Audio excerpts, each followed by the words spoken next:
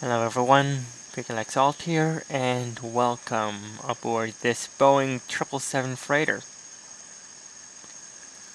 We're on the ground here today at Miami. And in just a few moments we'll be jumping into the flight deck and preparing for a flight to our hub in Memphis. As you can see, there's no windows on this aircraft except for in the front. That's because this is in fact a freighter. No passengers today. Any human cargo will be riding in the flight deck. So, let's hop in and let the textures load.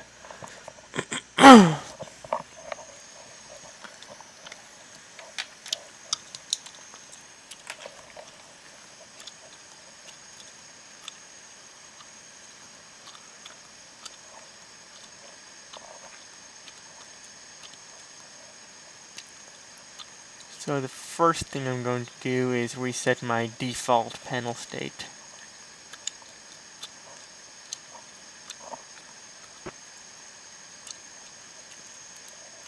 First of all,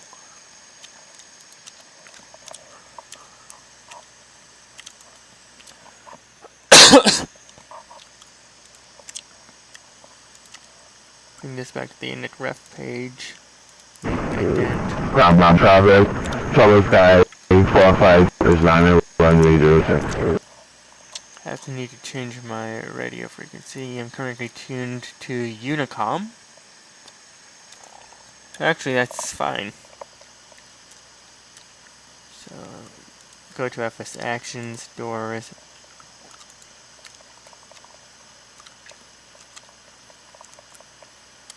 Close and arm. And I may have to do this again later on when I fly the passenger version, the -200, in about a month for Cross the Pond and FSX. What are you doing? There we go. Let's go back to menu, PMDG setup, 777, turn around.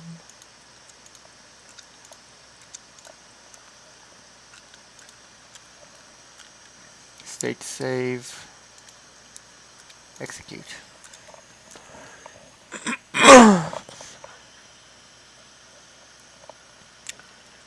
Return to setup, return to menu. And let's set up the fuel for today. We have a release fuel of 58679.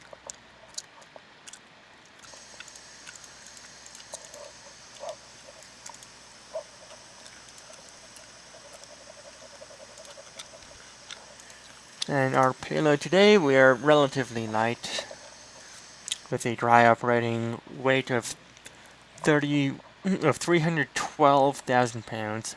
We're only carrying about less than half our weight in payload, and less than half of that in fuel. Our takeoff weight is going to be about 500,000 pounds, which is 2/3 of our maximum takeoff weight of 767,000 pounds. But in any case, we're going to have a zero fuel weight of 437.7 thousand pounds.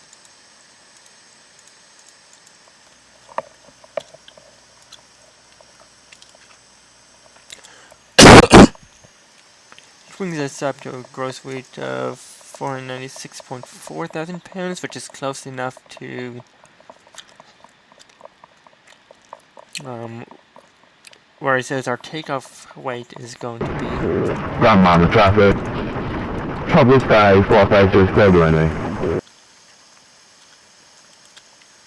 Can you see available? We do have MEM Center 132.25.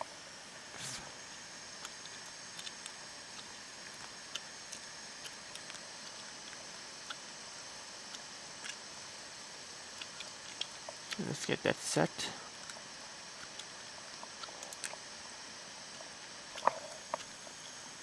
Hold Try to maintain 13,280 knots. Palm Beach altimeter Let's start 3016. lining the ADIRU.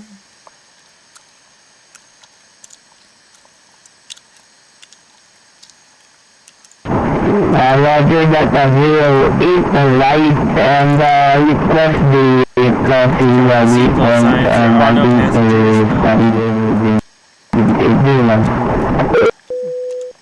There are no passengers, but we do need to have the seatbelt signs on anyway. It's a bit of FAA regulations.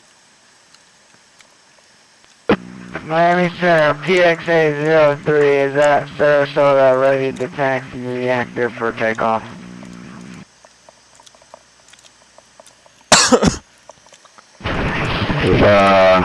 PXA-03, did you call for clearance? Just calling for the request to taxi to the runway. There's no tower on the ground here, but I am inside, you know, airspace.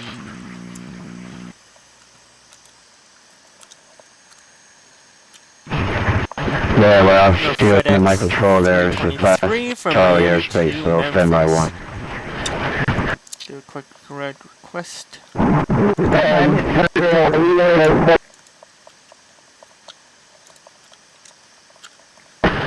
Delta 641, field 12 o'clock and 14 miles forward side. Which is Wazer. Yeah, we're ready up, but we'll let you know when we got it. 641. WASER. Miami Center is vector 89. With you. Hold on. Vector 39, you flying the freeway. Departure will be the WINCO 1. Vector 49, disregard flight heading 250, 7 maintain 6,000. Expect the visual approach 10 left. Miami Center is vector 489. Turn right heading 250. I am able to do the freeway approach if you want. Yeah, continue on the freeway arrival, then send a maintain 6,000. 10.4. Freeway arrival, down to 6,000, vector That's 489. from PFPX. Costing Miami Center, Delta 641 at the 30. field. Delta 641, clear visual approach 10 left. And the wind is 0707 on 10 left, clear land. I'm a little bit lightly loaded, so 310 we'll use left, a and we're D-rate. also clear to land 10 left, 641. Center, UPS 1334 heavy, requesting taxi, 10 left. 5.8 seems good.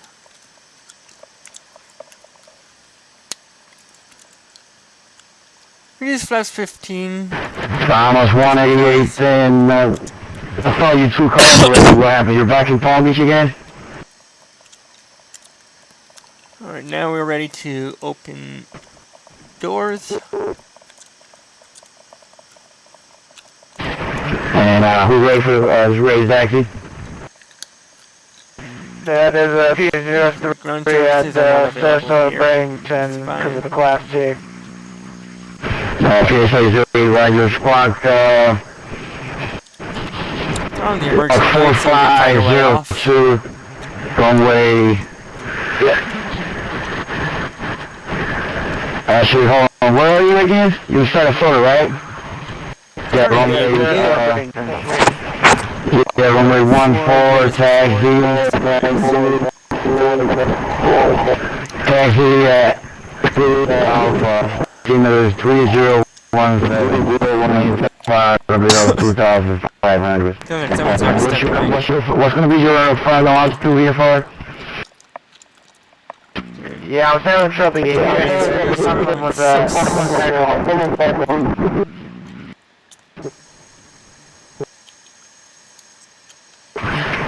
Somebody stepped on you. Alright. American 1082, what approach should we expect in Palm Beach? Stand by, we get low, I'll let you know, stand by. PXA-03, actually, if you're not requiring fly following, you can do whatever you want after you leave the Charlie airspace, so that'll make it easy on me too. Pen just died. Let me check my flight plan because I made the passing through the Tampa airspace, which, you know, requires me to have the flight following. Alright, 54, you have the viewing sites at your 3 o'clock in 4 miles.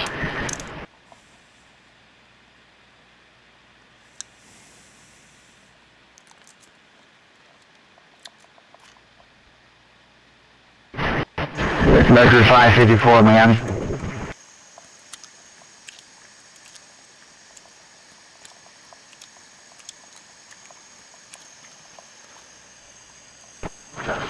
UPS 9 is with the flight level 350.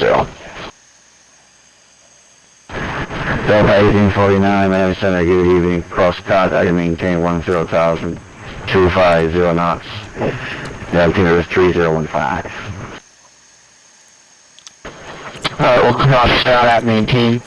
Winds up 10,000, 250 knots. Delta 1849. Check the altimeter is 3016. 3016. Alright, just quickly... Miami Center, American 9, how do you requesting IFR to KMIA go? Okay, well, Miami's trying to sort everyone out. I'm going to go to the charts. It's going to be the WINCO 1 departure. American 957, your clearance is on request, standby.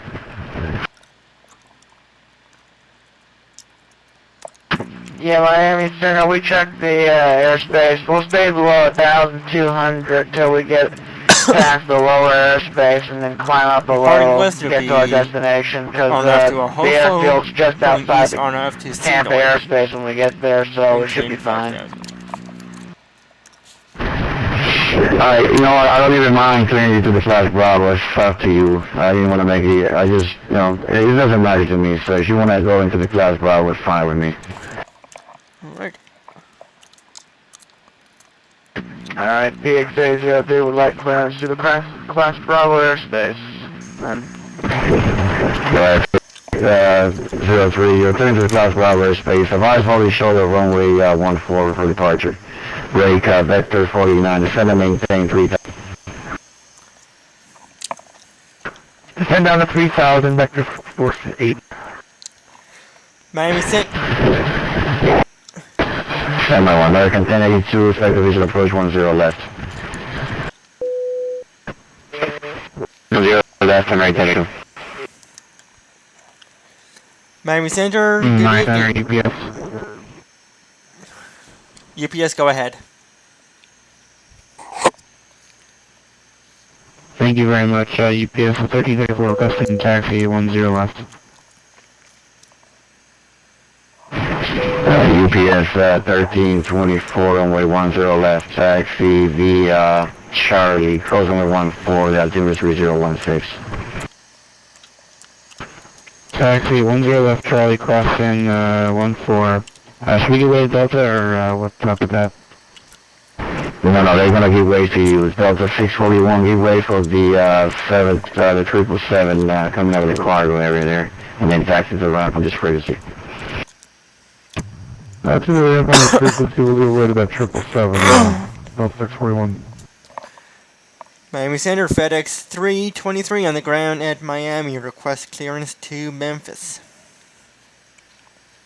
323 request. You're number 3 now. Number 3. Alright, we're going to... Frontier 116, descend and maintain 2,500, respective visual approach to runway 10 left, Fort Lauderdale. Hey, 2,500, 10 left, visual approach, Frontier 116. Parking brake set. Vector 489, turn right, turn left, heading 130, and set to 10 left, localizer. On the brakes, RTO. Turn left 130 for vector 489. Miami Center, Express 557 request for frequency change. Express 557, radio contact the Jacksonville Center 135.05, see ya. 135.05, Express 557, thank you sir, have a good night. Vector 489, intersected 10 left, localizer.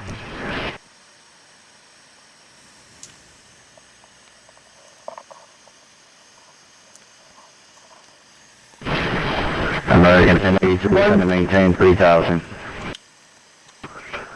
Localizer 10 left for vector 489. And 3000 for American 1082. Southwest 6762, connecting with Jacksonville Center 13505, good night. 13505, thanks. American 957, are you ready to copy your clearance? Ready to copy American 957 Heavy.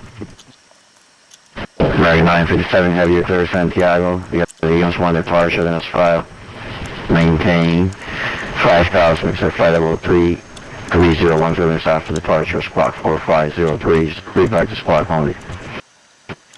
3503 for American 957 Heavy.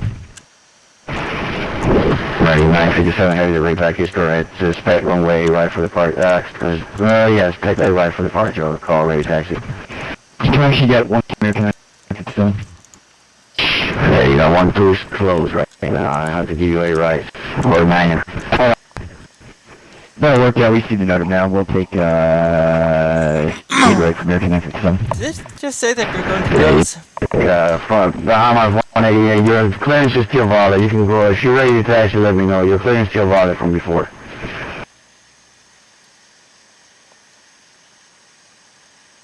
MEM Center PXA 03 is at runway 14, ready to take off.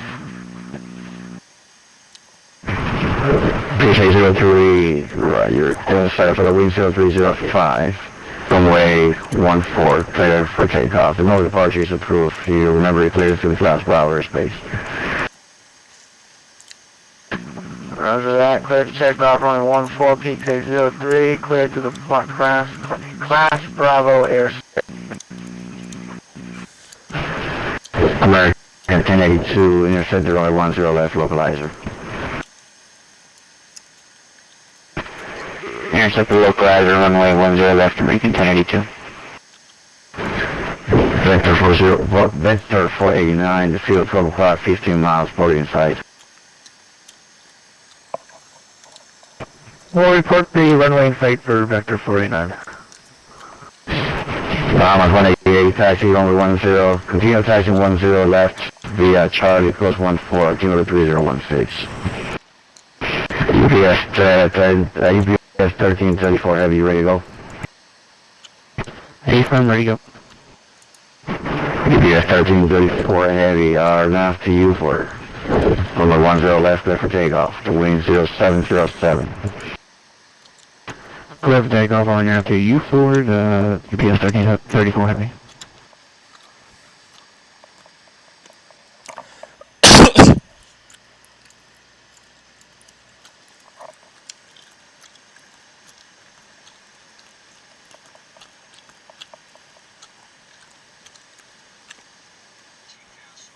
Miami Center, this is vector 489, have runway in sight.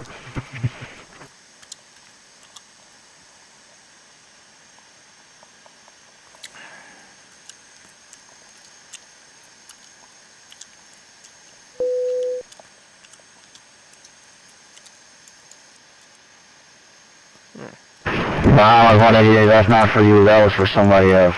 They disregard that. I'll go over again. Vector 489, clear approach 10 left. The wind is 0707 on the 10 left, clear to land. Clear to land, runway 10 left, vector 489.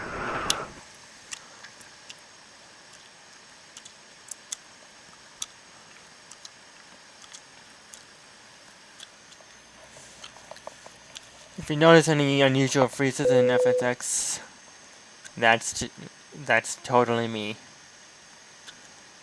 I have the world's worst computer for running FSX.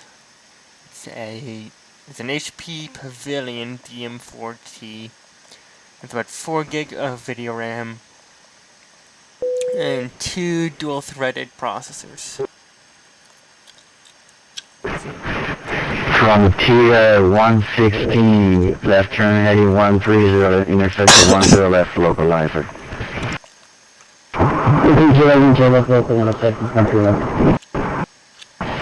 PXA 03, stay altitude. Current altitude is 1,000 feet. PSA 03, radar contact, maintain VFR. Roger that, maintain VOR. VFR. Maintain VOR.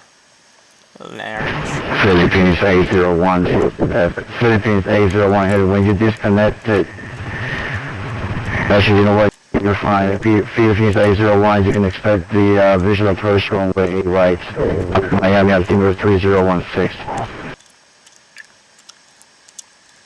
Yeah, we might expect 08 right, Philippines 801.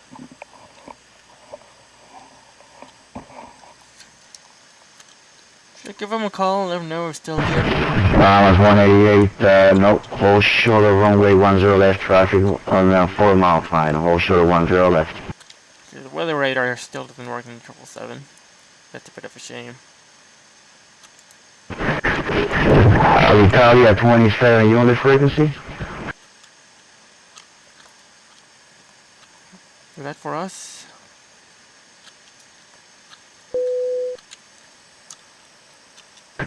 Altitude 279 on the frequency.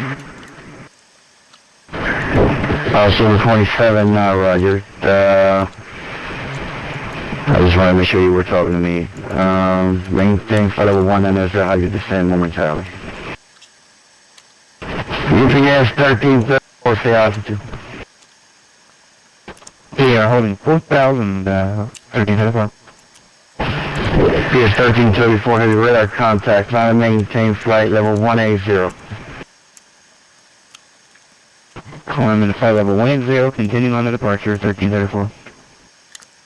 This is the LatinVFR scenery from Miami, by the way. It's beautiful scenery.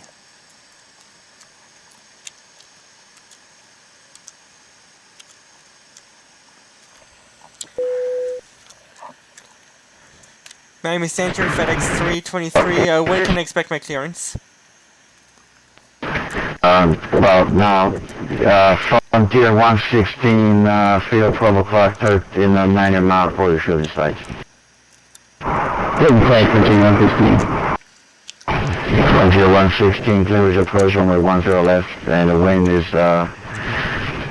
wind chill for 8, runway 10 left, clear land, full ladder never left. see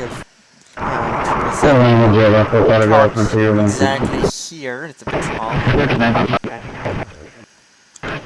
American 1082, field 12 o'clock, miles 40 in sight.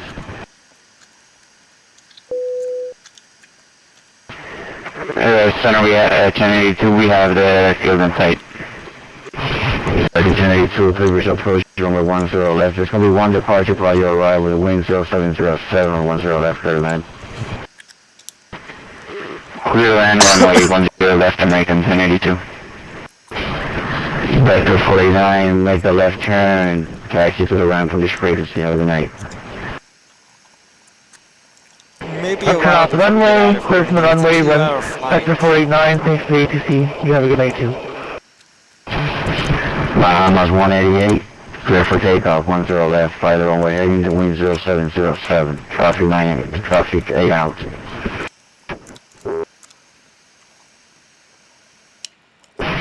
Alright, FedEx 323 headed, thanks for your patience, you can see we're busy here. We're clear to the Memphis International Airport, WINCO 1 departure in its file. Maintain 5,000, set flight over 38017 south to departure, squawk 4506, just read back the squawk only. FedEx 323, squawk 4506.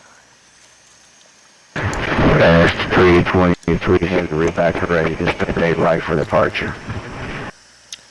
8 right, FedEx 323. Alright, so we've got 8 right departure. 1 set to maintain 6,000. 17, 6,000, 831. American 957 heavy rate taxi. Okay, that didn't work. American 957 heavy runway runway 8 right taxi November Mike 1, yeah, altimeter 3016.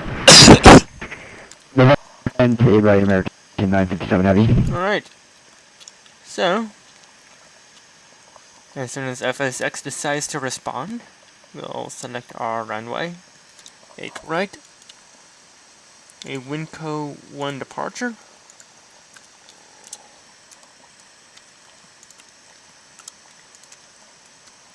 That's good.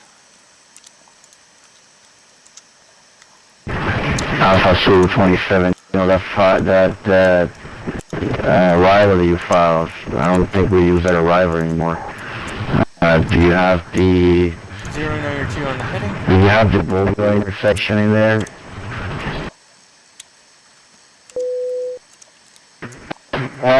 Intersection is the Almond waypoint, then THK forecast, then Zello, then Becca, and then Palm Beach. Current UTC. Oh, okay. Hey, the Volvo going there?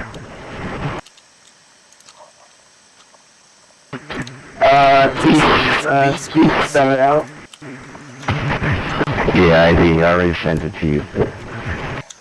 Once FSX will start responding. There we go. V1, 167, and V2, 144. MEM Center, Delta 641 IFR clearance back to Atlanta. Delta 641, finish the request anyway. We don't need a pushback today. We're just Alpha Zulu 27, would you like me to turn to the Pavilion intersection right now? Yes, please. Fly direct to Bolivia, across Bolivia 10,000. Altimeter 3016.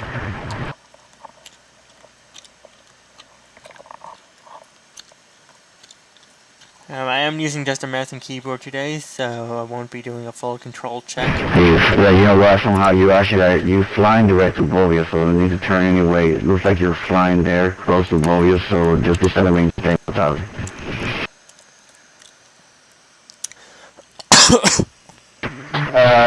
Say again, what else did you descend to? To 10,000, 10,000, no reback, no reback. Philippines 80, you're flying the highly for arrival, you're going off course. Alright, star cutout. Number 1 start. That's 188, say altitude.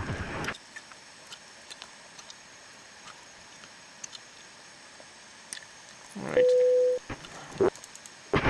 Lima 188, Miami Center, radar contact. Climb and maintain flight level 210, you're clear direct Freeport on course.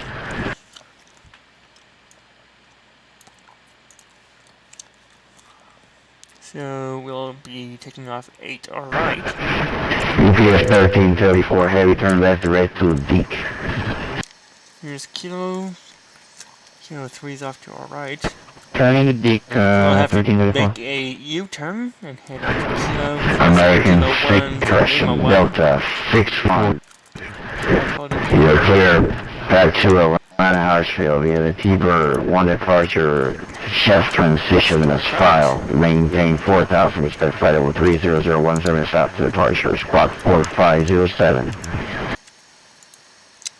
Check the electrics. You want the squawk read back only? You know, you can read back the whole thing, it's not busy.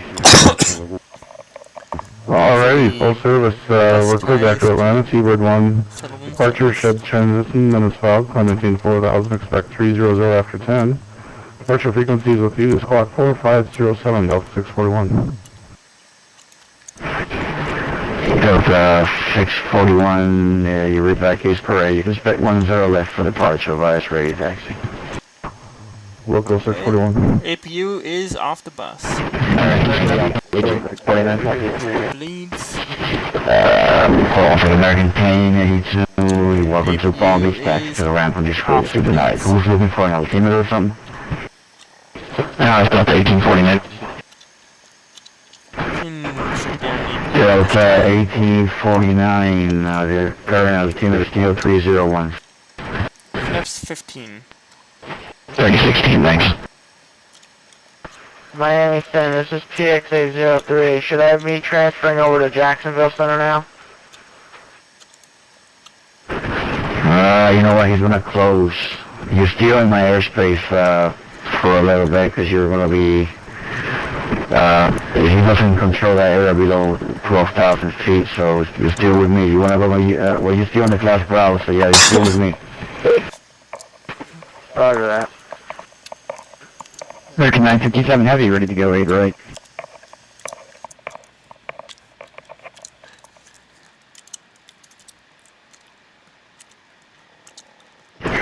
And, you know, PSA03, you know, that airport you're going to, that's actually under my airspace. So, it's all the way, you're going to be under my control all the way, so just report when you have the field inside, and we'll switch communications. Alright, I didn't know Kilo Zulu Papa Hotel was under Miami airspace, but alright. Thanks for the info. American 957 Heavy, ready to go 8 right. American 957 Heavy, waiting 0506, oh, 8 right, clear for takeoff. 8 right, clear for takeoff, American 957 Heavy. FedEx 323 is ready for taxi. We have altimeter 3016.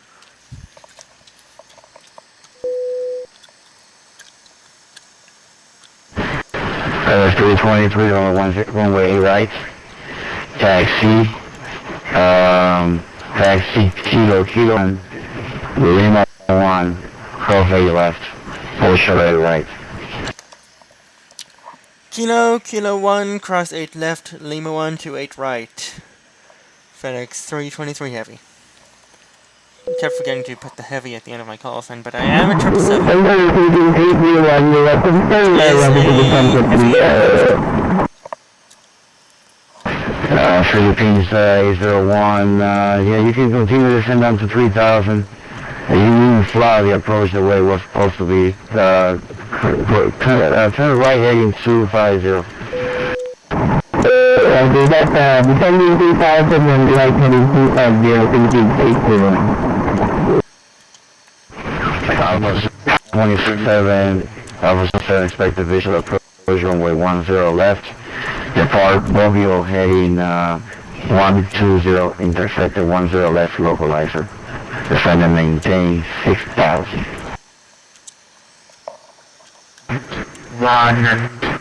Okay, there's a bit of a fuel. Repeat altitude please, I'm heading. Heading 120, intersect the localizer, descend and maintain 6,000. Descending to 6,000.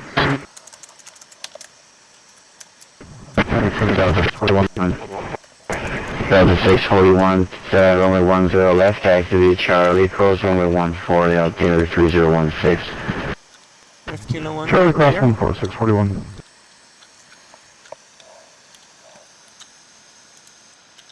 Turn the strobes on.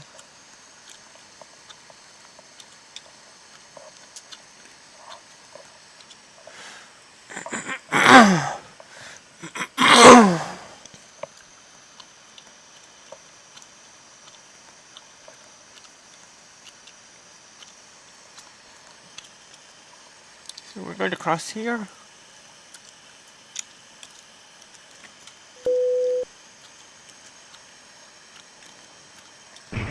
American 967 Heavy climbing through 800 for 5. American 967 Heavy MEM Center radar contact, climb maintain flight level 330. Maintain level 330, American 967 Heavy. Philippines 801, traffic 12 o'clock, VFR target, without not 2,400, not talking to me. Yeah, the traffic site. Negative traffic inside too, but visually in my MG.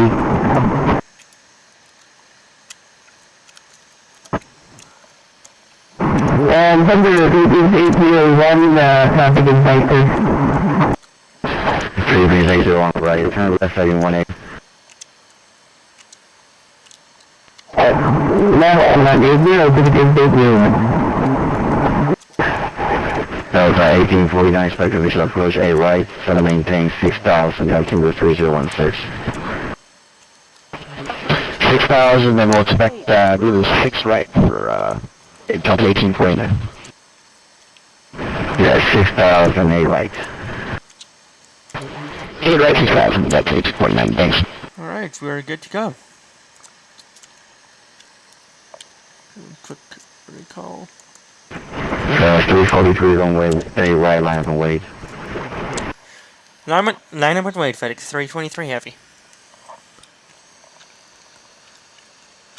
Alpha Zulu 27, you were supposed to turn on heading 120, you're not going to set the localizer that way. You fly heading 100 now. Fly heading 100, the center maintain 4000.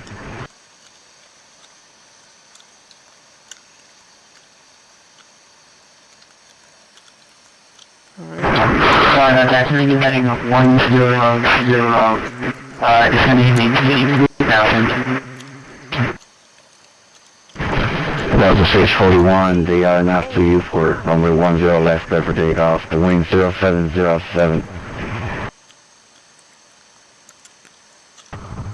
We're going to take off 10 left, RNAV Buford, 641. Philippines A01, turn left 3120 and set the runway right localizer. I will be back to 801 and we will get up localizer so we can take 801. Heading 120. 120, Philippines 801.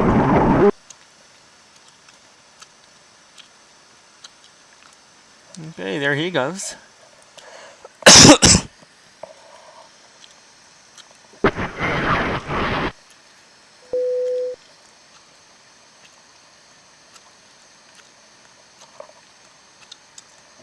And so obviously runway 08 right, Philippines 801.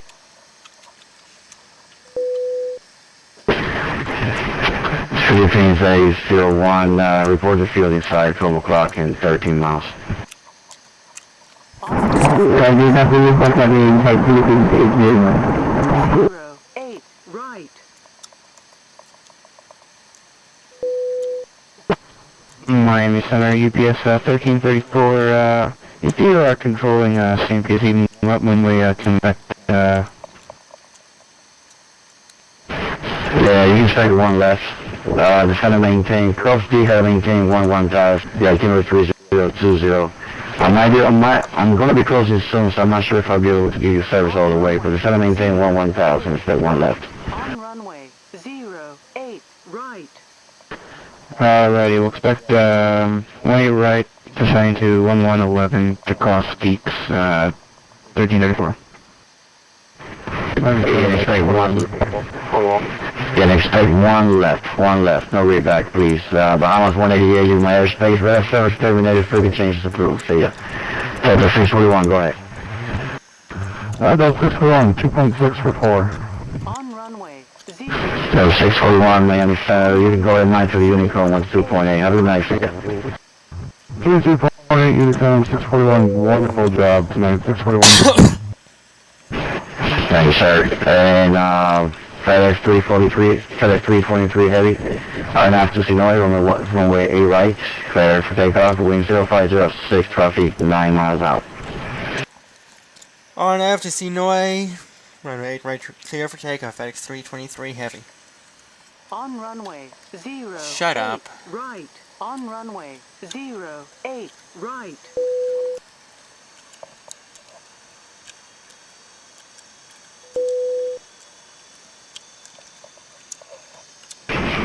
Philippines A01, you still know how to feel?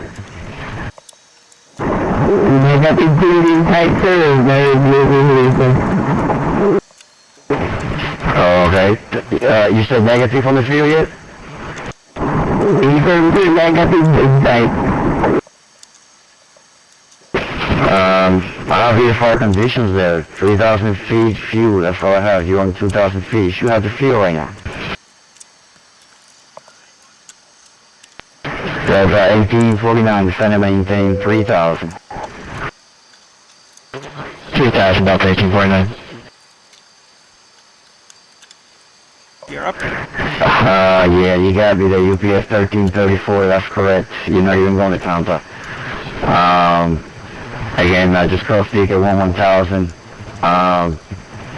You're gonna be on your Unicom after that.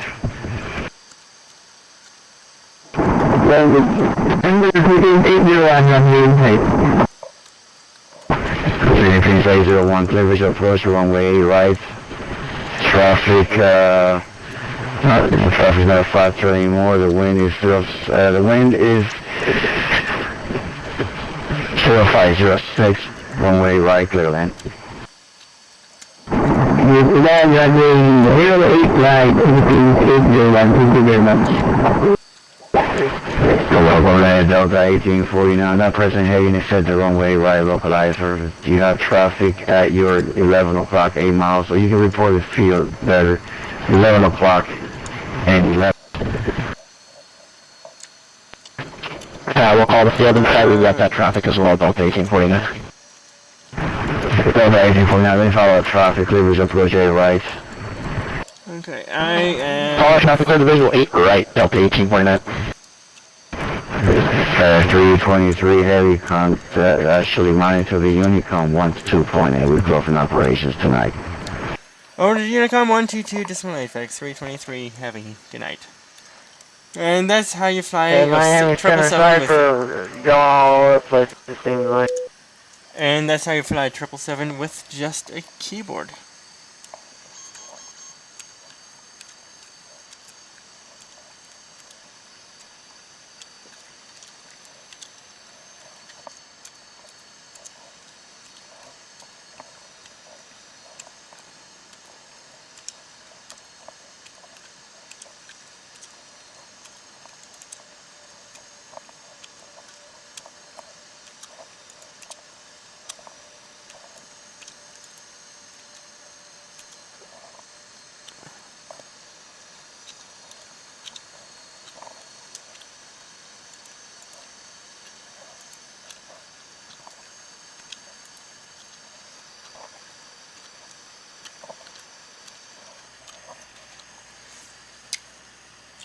Luckily, the only thing behind us today are boxes of styrofoam peanuts. Yeah.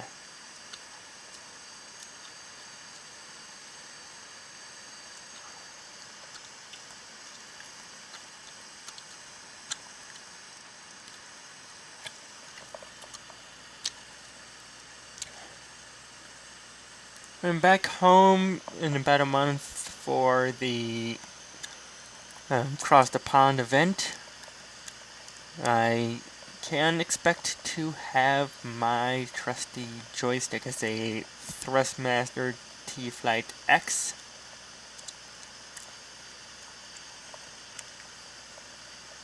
It works wonderfully with FSX, with the PMDG aircraft, and it's the only thing I can use with the Aerosoft Airbus X, thanks to how it interprets the Airbus fly-by-wire.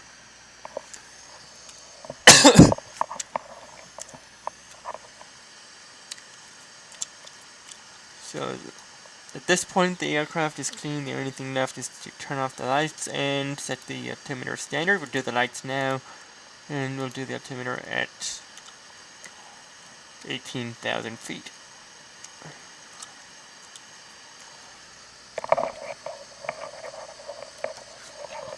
So, never quite briefed our route today. Our route is the WINCO 1 departure, which we're flying right now. Direct Lakeland VOR, LAL. Direct Seminole VOR, SZW.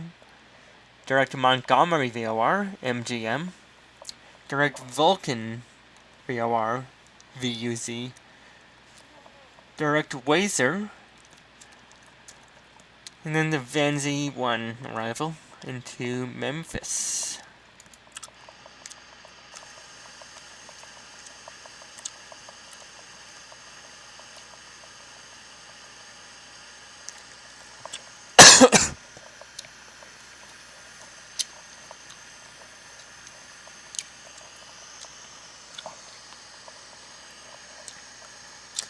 Now this thing does climb like a rocket, as you can see with that enormously high climb rate, coming out of 14,500.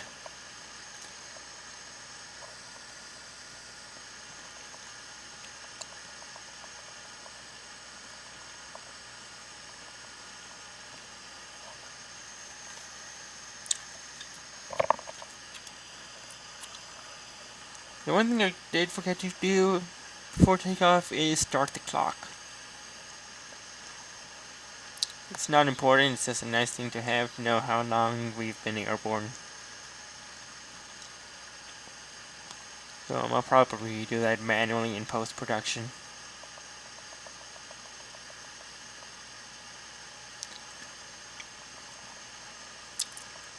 Anyway, since we're on Unicom, we're climbing straight up to flight level 380, 38,000 feet. A climb rate of 3,800 feet per minute, now declining. And we can set our altimeter standard.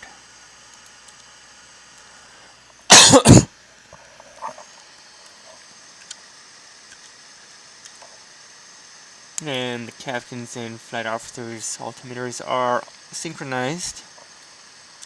This is in anticipation of FS2 Cruise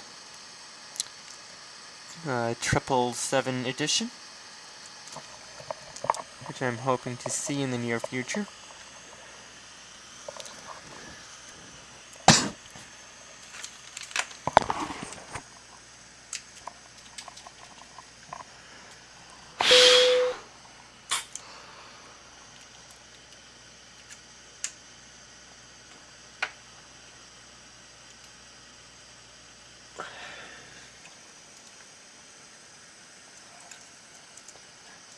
Yeah, we are on Unicom, which means we are not talking to any controller in particular.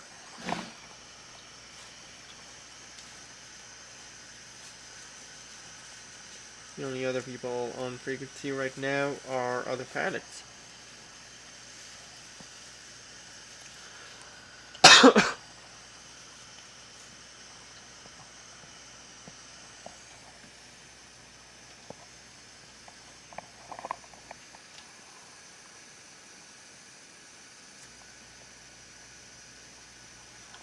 I should also note that this is, in the United States, a text-only frequency.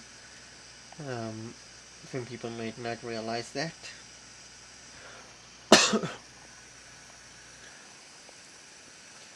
And in fact, as I signed on, a couple of people were on Miami traffic on Unicom using voice, which one is not allowed in the US, and two, Miami Center was online covering Miami Airport. They should have been with Miami Center.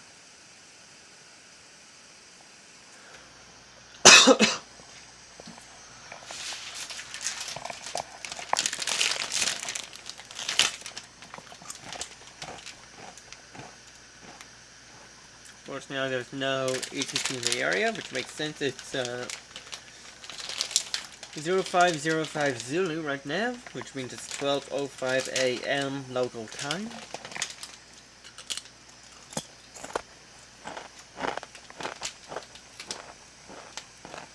And you're probably wondering why I am not asleep.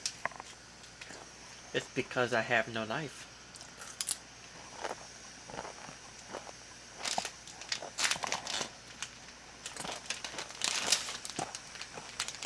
Now, this is my second attempt to use FRAPS on FSX. This time I'm using the 777 by PMDG because this is the aircraft I plan to use in 1 month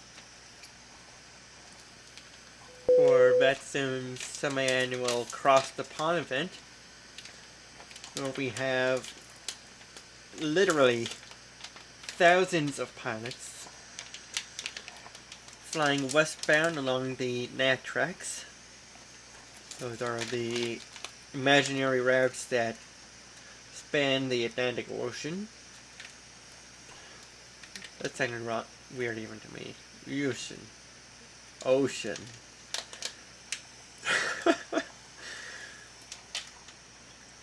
There's going to be 4 participating airports on each side.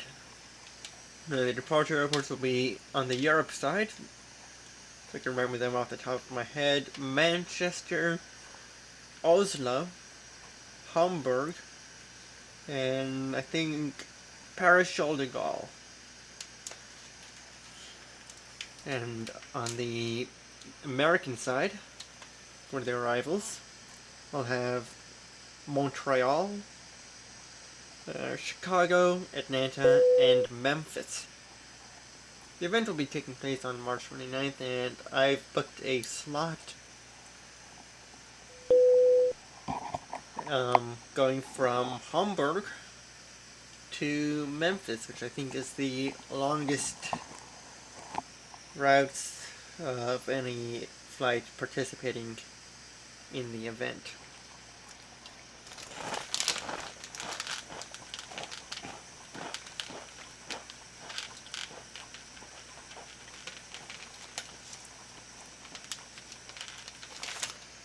And I can expect Trent Hopkinson, aka Musical Aviator on YouTube,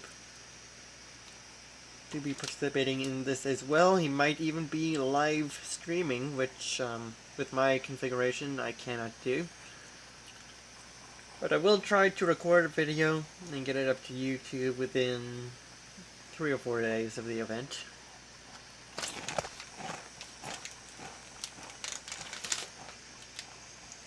And when you do participate in the event, you'll notice a few different procedures for the departure.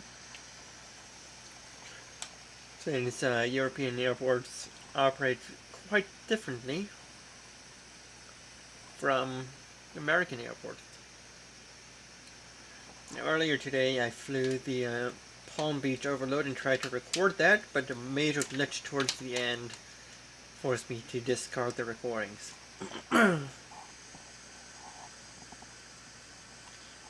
But they actually used a procedure that I didn't expect from a US airport. They gave me a pre-departure clearance.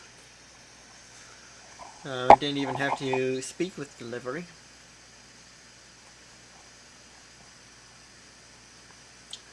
They just cleared me for my route.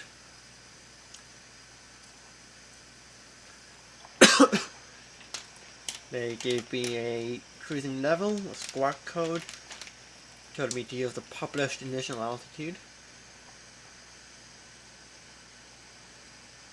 and an instruction for how to navigate the ramp before calling ground.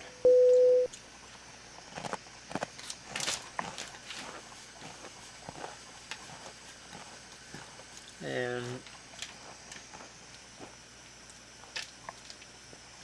okay, we've got 1,000 feet to go before we reach our cruising altitude, and I'll quickly continue my story. I was pretty much one of the only ones for that event to actually follow the instructions on the pre-clearance. So somehow I figured out how to do, while no one else did. It's pretty incredible. Speaking of figuring out what to do, this past weekend I had an interview at Cornell, and at the end of it I had to fly back from upstate New York to Hartford. Fortunately, couldn't find a direct flight, so I planned to take off from Ithaca on a Dash 8200, operated by Piedmont Airlines, US Airways Express, part of the New American Airlines. That would take me to Philadelphia, where I'd change for a Republic Embraer 170 to Bradley. On the day of the flight, catch a shuttle to the airport in Ithaca, and I get a call on my way. And it's US Airways saying that because of weather conditions in Philadelphia, the aircraft that was supposed to depart from Philadelphia and pick me up in Ithaca, that flight was cancelled. So they had to cancel the return flight from Ithaca to Philadelphia, which meant I had no chance of making my connection in Philadelphia to Bradley, which means my entire plans were screwed up. So I rebooked with US Airways and got another flight out of Syracuse, which is about an hour and a half drive north. From Syracuse to Washington, D.C., which is about 3 hours drive south of Philadelphia. It's about a 1 hour flight on a Bombardier CRJ 200 operated by Air Wisconsin. From there, about an hour and a half layover in Washington before catching another CRJ up to Windsor Locks, Bradley, Connecticut. So, convoluted itinerary made even more convoluted.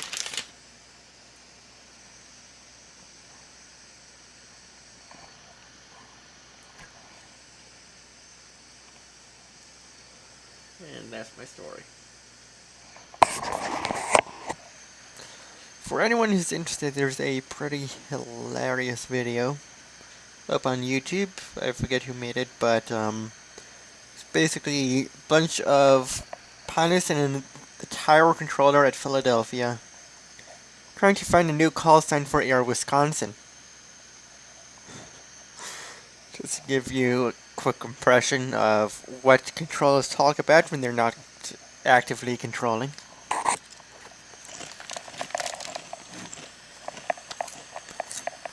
Just let me tell you, there is quite a bit of downtime when an airport isn't quite that busy.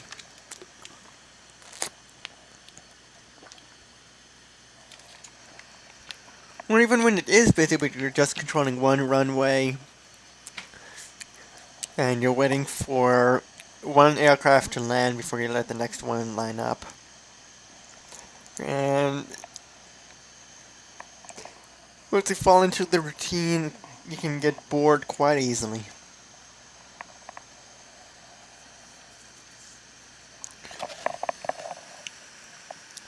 Let's see if there's a step time available for us. We'll hit the VNAV button.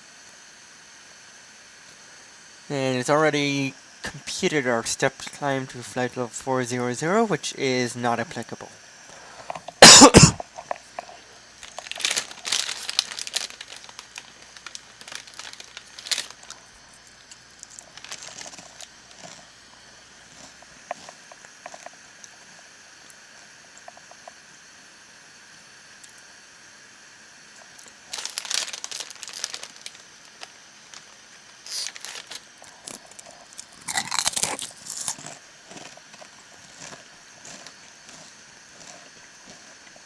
If you're wondering what that crunching noise is, it's me eating barbecue flavored potato chips. Yum potato chips. Brought to you by Lay's.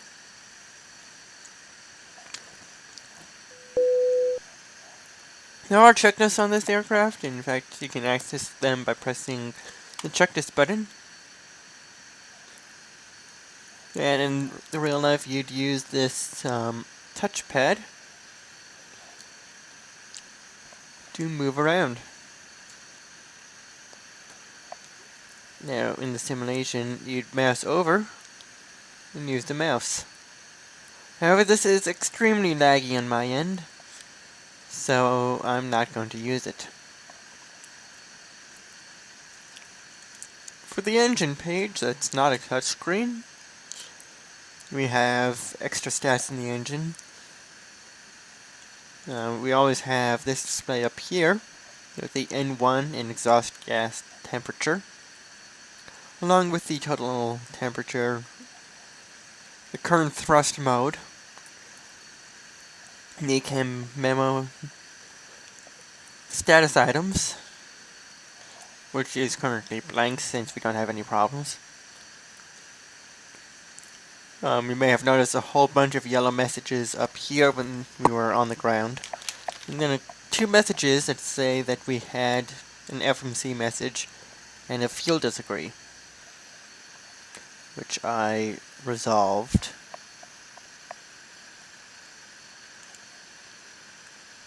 Here.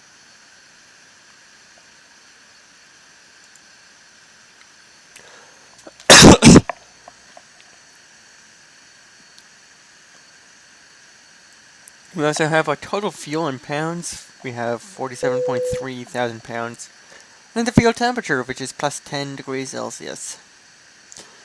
And for the extra engine info on the bottom screen, you have the N2, which is the inner fan. It's percent of maximum spin.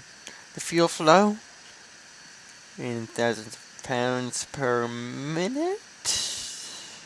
No, I get it right.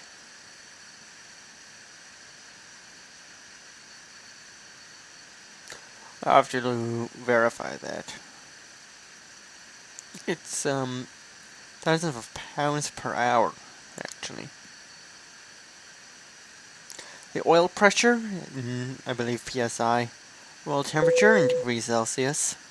Oil quantity, units unknown. And vibration. If this gets too high, you know your engine's shaking about quite violently and should be shut down. In which case, the aircraft would have to divert to the nearest airport. While we're looking at the screens, we might as well take a look at the other screens. Here's the status page where we have the hydraulic quantity and pressure. APU stats, which would light up if the APU were online. And the oxygen, both here and in the back.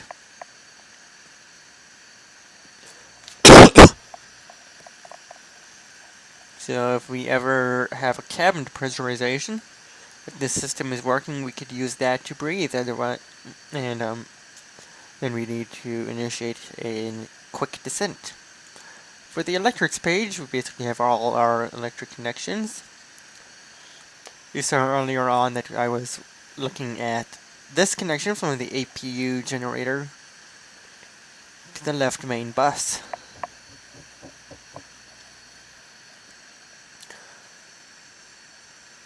So now we've got the engines controlling all the AC power connected through the left main bus to the left utility bus and the left transfer bus, and same thing on the right side. We also have the main battery, which is charging, which is good. And also the APU battery, which is disabled. Over to the hydraulics, we have the hydraulic systems, which pretty much repeats what we had on the status page. We have the left system, powered by the left engine. Controls the left reversers and flight controls on the left hand side. Actually, I think it helps with all the flight controls, which is a necessary redundancy. The electric pumps control the nose, gear, and steering.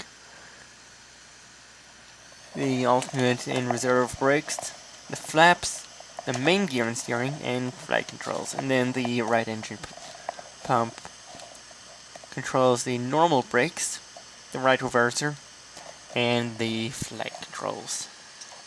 So very important systems. Moving on to the fuel system. we have the left main pumps and tanks feeding the left engine, the right main pumps and tanks feeding the right engine. Cross feed is closed, and center pumps are empty, so those pumps are not on. If we did turn them on, it might damage the pumps because they're not pumping anything. Moving on to the air system, which I looked at before. If the EPU were on, we'd have bleed air coming from there.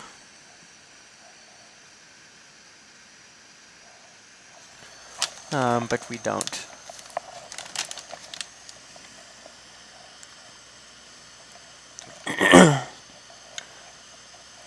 These isolation valves are auto. Center isolation is closed. Left and right are open. During the start sequence, we'd open this valve over here, which is the start valve, and that will provide bleed air for engine start. And when that process is complete, the start switch snaps to the normal position, and this valve closes. That's controlled automatically. The bleed air controls, among other things, the aircraft pressurization and air conditioning. It's also used for anti-ice on the engine and the wings. And in the event of a hydraulic failure, the bleed air can also be used for the flight controls.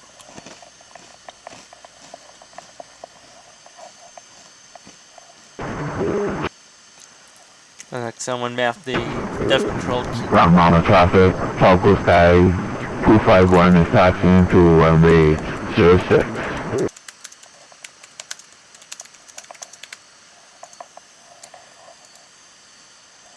Over to the door page, this would be a lot more detailed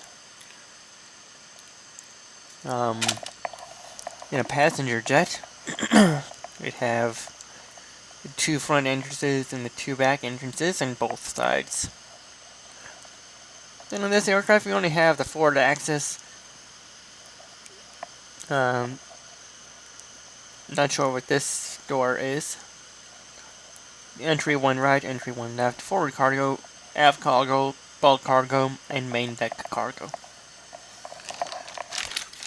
So in terms of cargo, this is essentially a double-decker, which would make the A380 a triple-decker, because there's a cargo deck, a passenger deck, and then another passenger deck, making that the most decks on an aircraft to date. Here's the gear page. We'd have a lot more information if the landing gear were extended, but we can't do that now since we're a bit fast. We're at Mach 0.86 right now, and I'll go over the PFDs later. Flight controls is what I was on. You have the ailerons, the flaps, and the spoilers over here. The trim for the rudder, the stabilizer. We don't have aileron trim displayed here. We also have the elevators and the rudder. And we are in a normal flight control mode, which is good. Checklist I already showed you.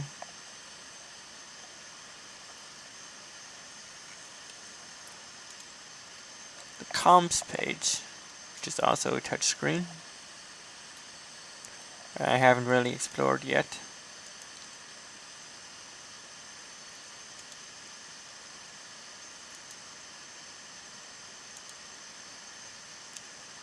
Seems to be non-functional. Because aircraft don't use this. And we can also copy the nav display down here. So that's fine. Let's go back to the engines page and look at this display. This is our speed tape. Shows how fast we are in knots of indicated airspeed. The indicated airspeed is determined by a bunch of probes on the outside of the aircraft.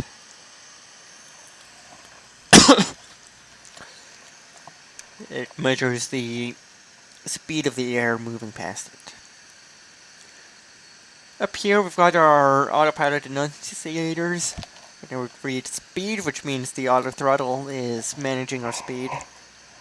Our roll mode is LNAV, which means we're flying along this purple line.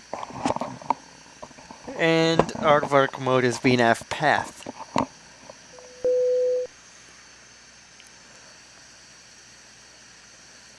Which means we are maintaining the altitude determined by the FMS, which can be accessed here. And along here we've got our altitude tape, currently maintaining 38,000 feet. Our vertical speed, which determines how fast we're climbing or descending. You saw that was going haywire while I was trying to get control back of the aircraft. Very difficult to do with just a keyboard. I have to give me props for succeeding. Down here we've got our actual Mach number. Up here in magenta we've got our preset Mach number. Our preset altitude is indicated also in magenta. This over here determines our lateral deviation from the prescribed path. This would reflect our vertical deviation. And down here we've got our altimeter setting, which is standard. Now, I'm not sure what this little L here is for. Our preset heading is 330. The current heading is about 322. This over here says that we're using a magnetic heading instead of a true heading.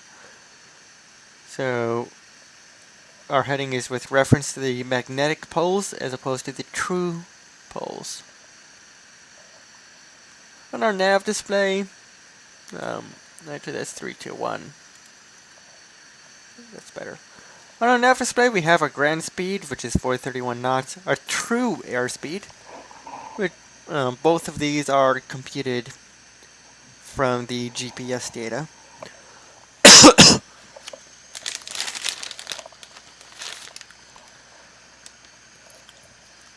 We also have the wind speed and direction, which is computed based on our true airspeed, our pressure altitude, and our airspeed indicated. So that gives us wind speed and direction. We're tracking 327, again magnetic instead of true. Our next waypoint is Seminole, Sierra Zulu Whiskey. We can expect to arrive there at 0551.3 Zulu, which is in approximately 20 minutes. And it's also 150 nautical miles away.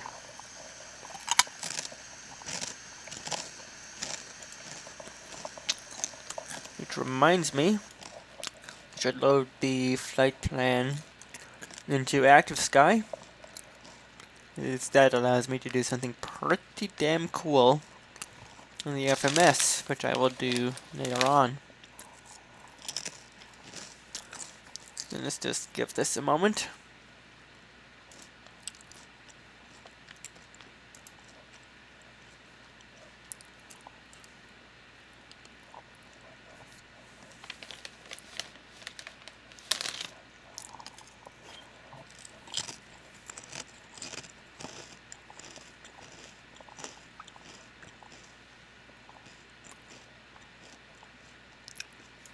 Okay.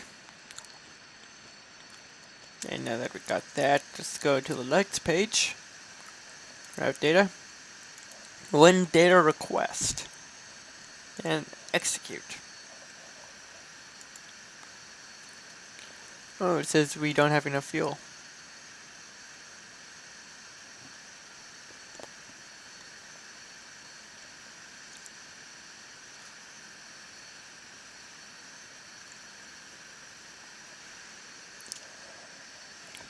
It has us standing at 10.4. If you recall, we set our reserves at 10.2, so...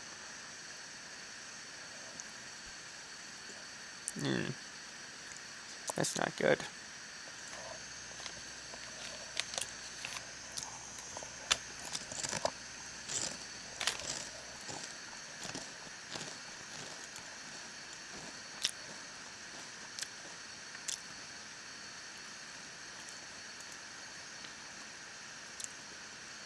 Actually, we never set our arrival, did we? It's going to be the Vanzi 1.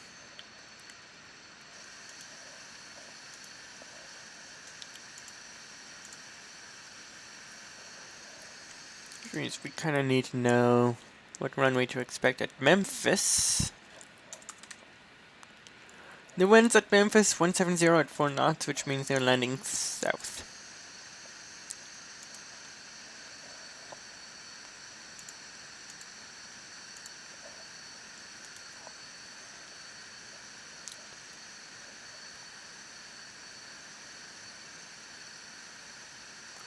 And this has us with 9.1 at Memphis.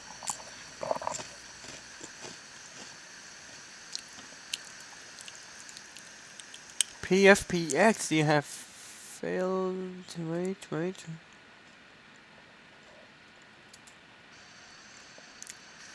Yeah, PFPX has failed me.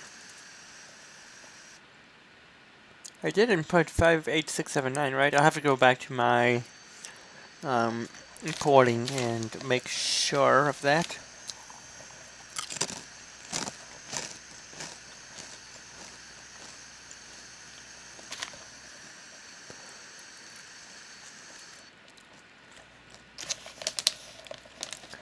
But that does give me 4 hours airborne.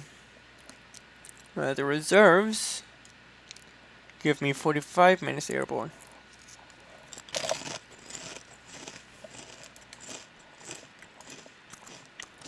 So this only brings me down to about 30 minutes.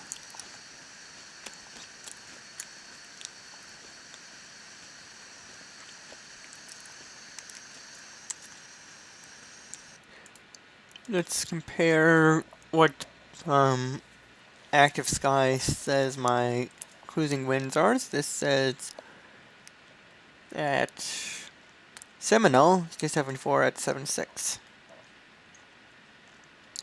278 at 71, which is not that far off. At Montgomery, it says 270 at 78. PFPX says 275 at 77. So again, very, very close. So I think what may have happened is I spent so much fuel on the APU on the ground waiting for my clearance that now I'm below my minimum reserves.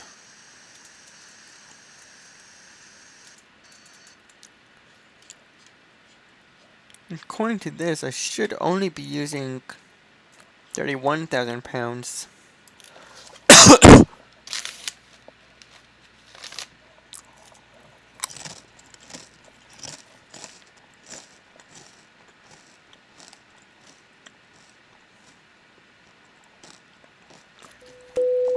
Which would have left me with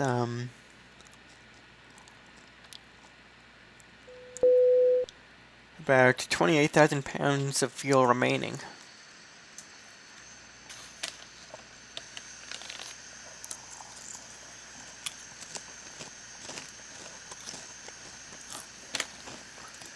Still no ATC online, so it's gonna be pretty slow, quiet flight.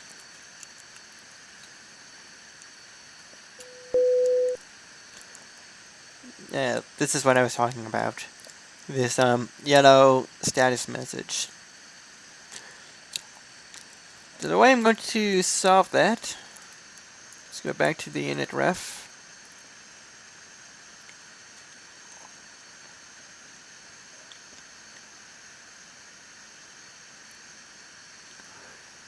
Everything's It's going crazy. Index performance. Change my reserves to 8. Not clear with that message.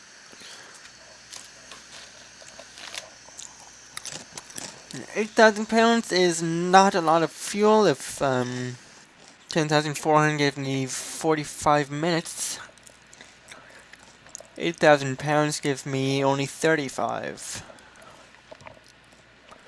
So I have to be mindful of that.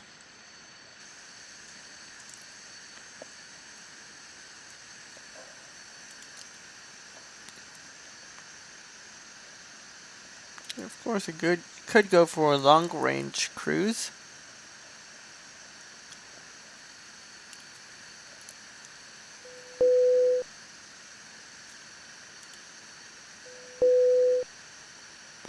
Which is actually worse.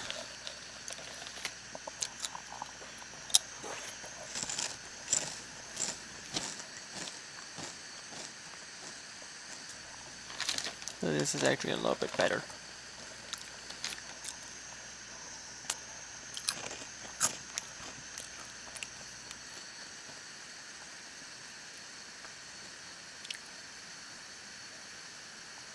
So I'm going to maintain my current Mach number of 0.825.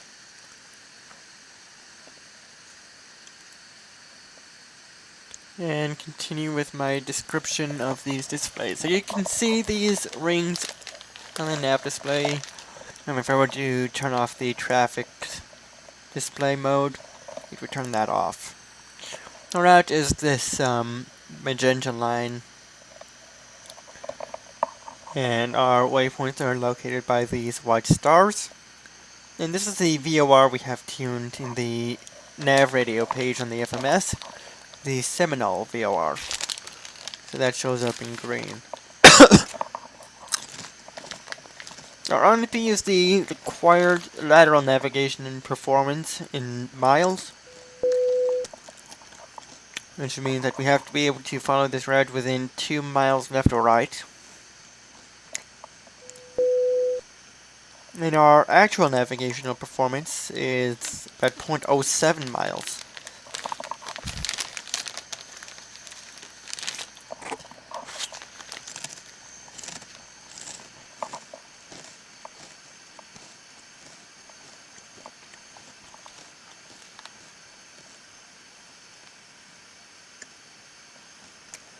This FMC over here, the real aircraft I think would control a third separate FMS, which is not quite simulated in the PMDG aircraft, but you do have PMDG set up and FS actions, and in the passenger model you'd have the PA system.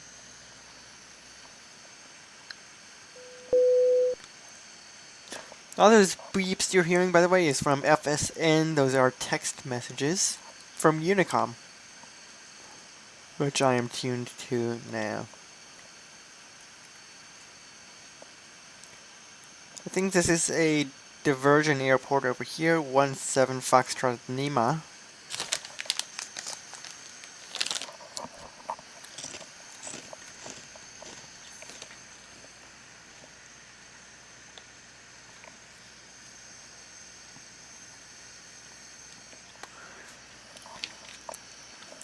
I have no information on that airport. I think it's a GA field, which is definitely too small for this hunting thing.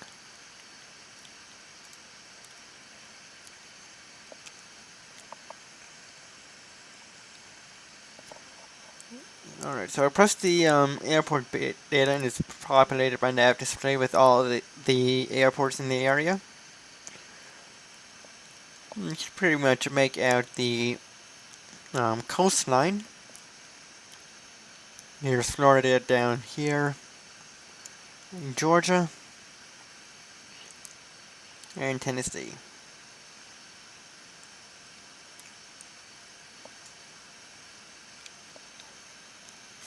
If we were to zoom in, you see all airports within 40 miles of our position. which is none. If we zoom out a little bit, you can see every airport within 80 miles of our position in front, including KTLH, which I don't know what it is.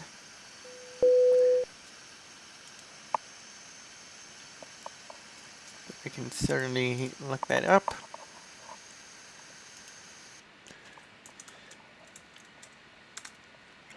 That's Tallahassee. That makes sense. And if you go to Active Sky and enter in the identifier for the airport, you can see the name of the airport and the weather conditions. You can't actually see the runway length. That's a bit of a shame. We have the weather button over here. It's not functional. Station button shows all the, I think all the VORs in the area. Here we go.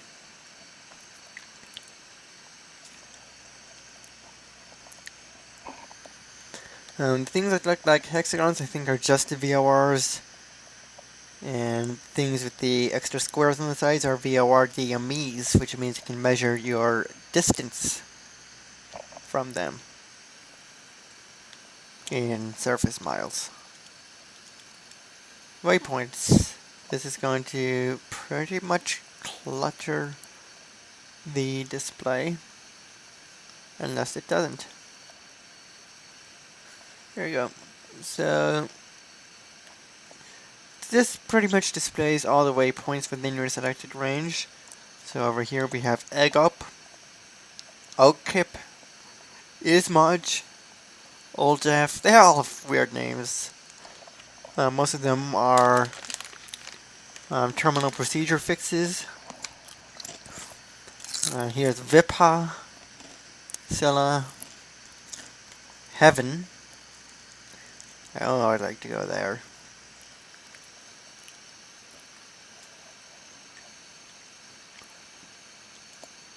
If we were to press airport, again, you can get all the airports. If we press data, then zoom out a little bit. There you can see at the Seminole VOR, it has our ETA at that waypoint.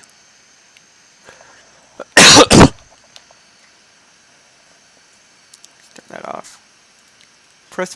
If I press position, let me quickly zoom in.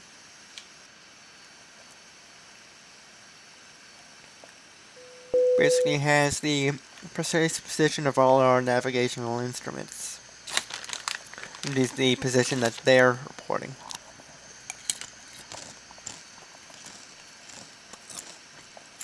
And they all seem to be converging on the same point, which is great. Then if we press the terrain button, we view the local terrain. So I'm going to zoom out a bit.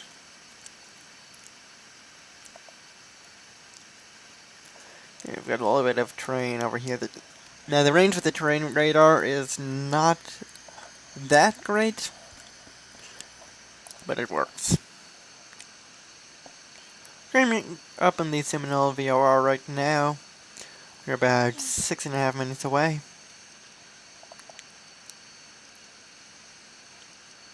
I'll keep it up here, turn off terrain. These switches show the VORs on the nav display. We don't have an ADF on board. I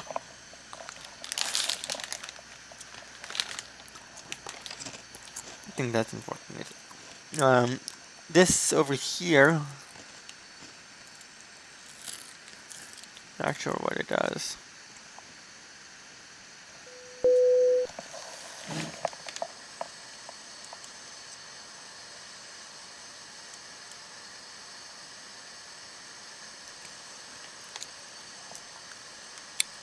And this changes our altitude units from feet to meters. which is only useful in not the United States.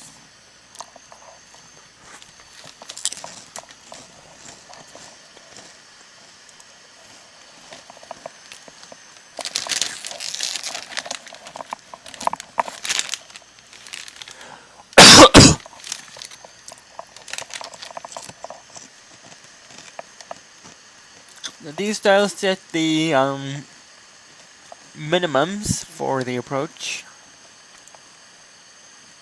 We do have Memphis Center on that. 933.65. Not sure how long they're going to be on, but it's worth a shot, and at any rate it can get something more than just me talking.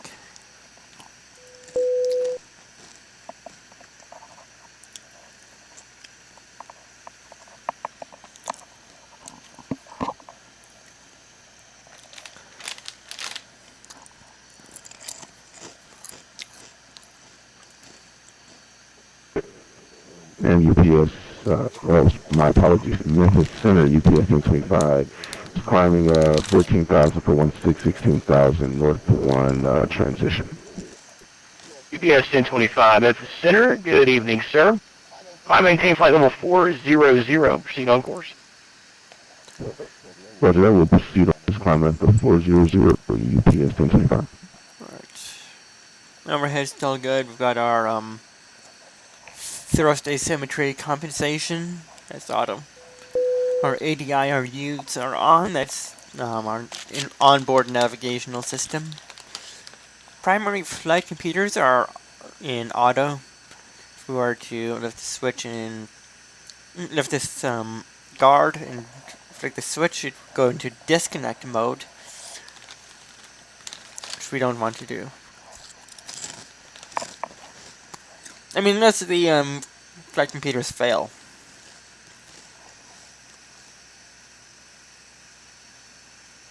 For the electrical, our battery is on. The APU generator is on, but not connected. So when we have the APU running, the APU generator will automatically connect. Cabin utility power is on. That's inconsequential for this flight since it's a cargo plane. The bus ties are auto. We can manually disconnect them if there's a problem with one of the generators. The generator controls are on. The backup generators are both on. It goes through the transfer bus as you saw on the display down there. We've got two external power units. One for the right system, one for both.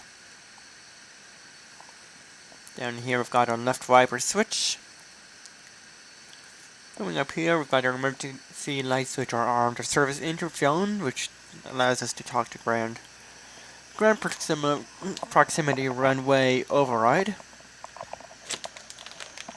If we are approaching a landing strip that the aircraft does not recognize, we can flick that guard and press that switch. And of course we've got the supernary oxygen, which if anyone wanted to ride in the cargo hold, we provide them with oxygen in the case of a cargo hold depressurization. We have the window heats, which prevent ice buildup. The RIME air turbine, which automatically deploys in the event of a complete loss of power. It keeps the hydraulics pumps running, so we have minimal control. We have our hydraulic pumps and our hydraulic demand systems. The supernary sands, which we can set to auto, and the interior lights and the landing lights. On this panel we have the cargo fire, which I'm not sure if it covers just the lower cargo hold or all the cargo holds. I'm pretty sure it does. Yeah, here's the main deck one. We've got lower forward and lower aft. And here's the test switch, which you saw me press earlier. And I'm not sure what this switch is, I can't read the name, but I think it's like...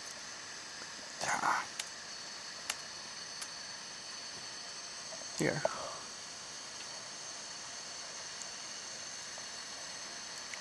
Okay, that's the fire extinguisher discharge, so if there's a fire in any of these, you press whichever one has a fire, and then the switch. Engine EEC modes are normal. We've got the start levers and the auto start button. Don't ask me what EEC stands for, by the way. Just gonna tell you. Fuel jettison. This is if we needed to make an overweight landing. We can at least have a chance to dump some fuel. Fuel pumps. Left and right pumps, which power the left and right engines. Cross feeds, which allow fuel from the left to go to the right and vice versa. And the center pumps, which would be on if we had fuel there. Moving down, we have the anti-ice, which is set to auto. It means that it would turn on if icing conditions are present. And turn off in the absence of ice. These shouldn't be touched in the 777, unless there's a problem. And they don't activate when they're supposed to, or they are active when you don't need them. And you've got more external lights and the indicator lights test switch. Over here we've got the AC controllers. So if you needed to set the cargo hold to a lower temperature, for example, if you're transporting frozen chickens, you'd want to set these to cold.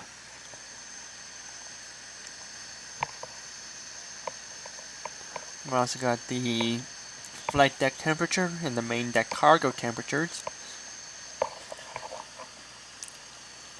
The equipment cooling, the recirculation fans, and the alternate vent. MD flow, and air conditioning reset switch.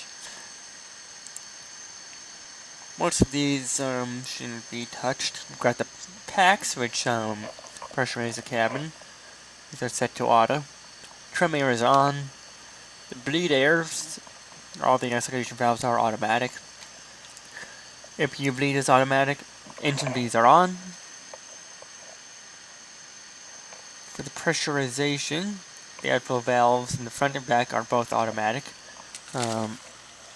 These control the flow of air in and out of the aircraft, so it doesn't get pressurized beyond how it's supposed to be pressurized, or if it's under pressurized, it closes to allow the aircraft to pressurize to the appropriate amount.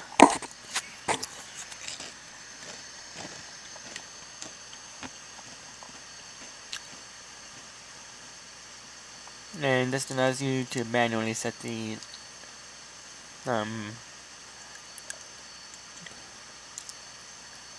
differential pressure.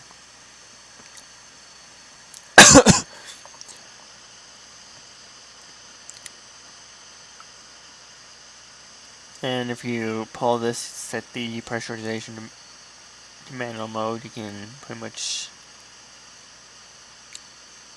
turn this to decrease the differential pressure or increase it, provided the outflow valves are auto.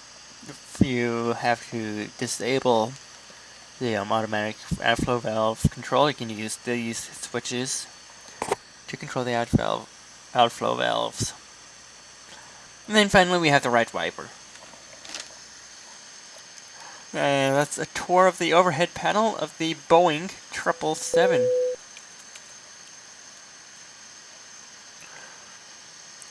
Now that I've given you that lovely tour, We're currently heading towards the Montgomery VOR.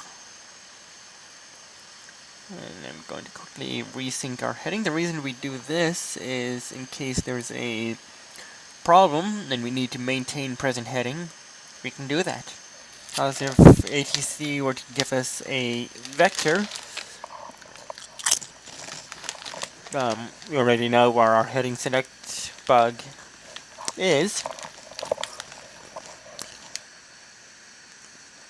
And we can quite easily transition to heading select mode. Now, of course, the first reason I gave is a little bit redundant, since we also have this heading hold switch, which I'll describe later. For the MCP, we've got the autopilot switch, which is currently on. I'm not controlling the plane. The plane is. The flight directors show what the autopilot would do, and you could follow that if you're hand flying the aircraft. Autothrottle arm switches. Climb con. Not sure what this is, climb thrust or continuous thrust or what. I have to double check the documentation. Pretty much started flying this aircraft out of the box without reading the manuals, using only my knowledge from the 737, combined with videos I've seen on YouTube of other people describing some of the major differences between the 7.3 and the 7.7.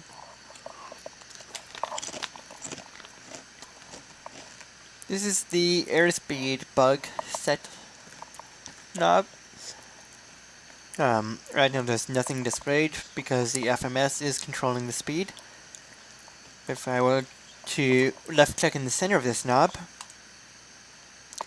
I'd gain manual control. And this switch goes from airspeed to Mach number. I'm going to give that back to the FMS. LNAV is lateral navigation, VNAV is vertical navigation. Right level change is interesting, because if I were to do this, well, after setting a different altitude, it would maintain my preset airspeed as it climbs or descends to the altitude over here. When we departed, we were on VNAV speed mode. That's essentially the same thing, except in that case the FMS is controlling the speed. In flight level change, the only way that that works is for me to control the speed.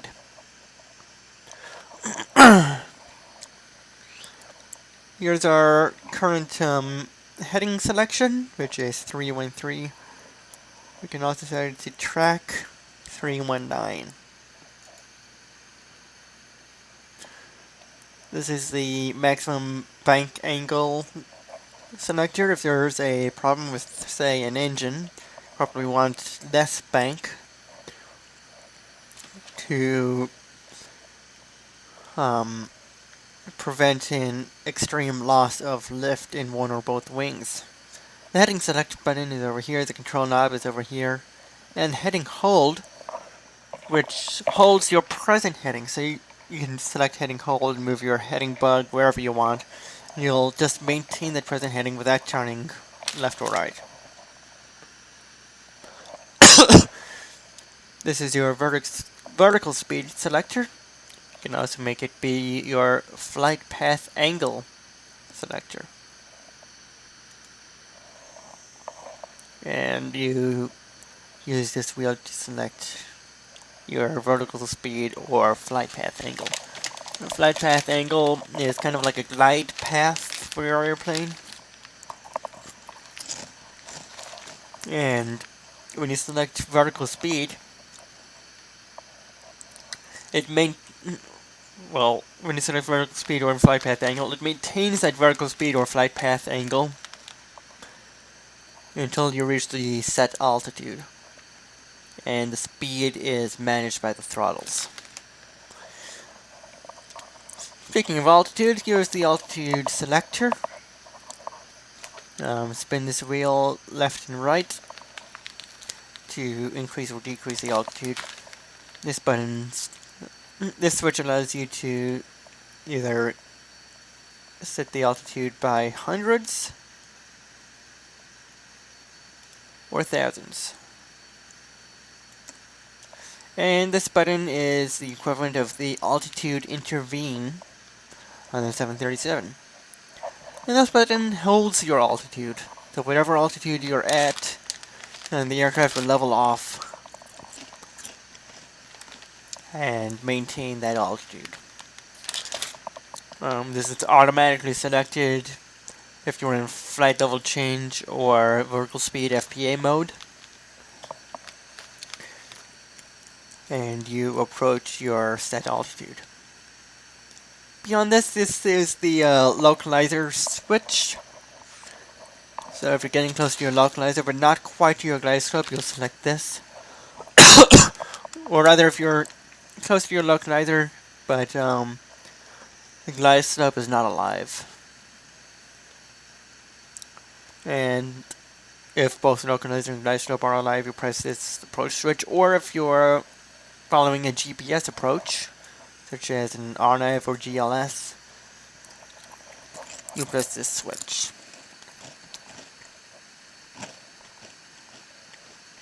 And what that does is it sets the lateral mode to the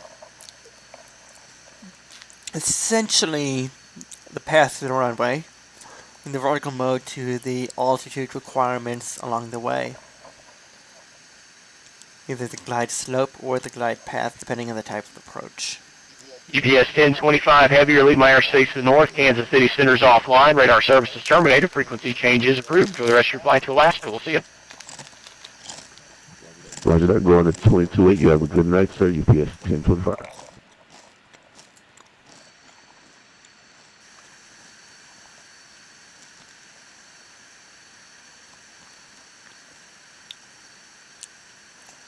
I think I'll call Memphis Center as we are going outbound from Vulcan. Maybe? I have to double check the charts.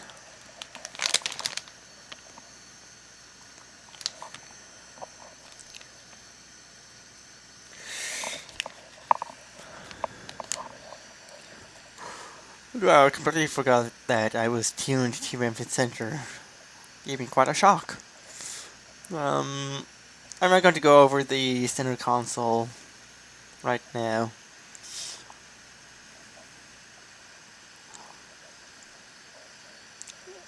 Double check our ETA 0703. We've got about an hour left, an hour in.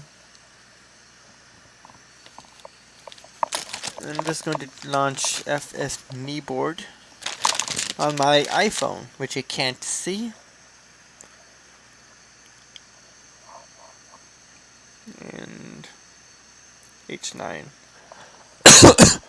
So H9 is the identifier for the chart that covers the airspace over Atlanta and Memphis. Now let's see if I can find the appropriate VORs.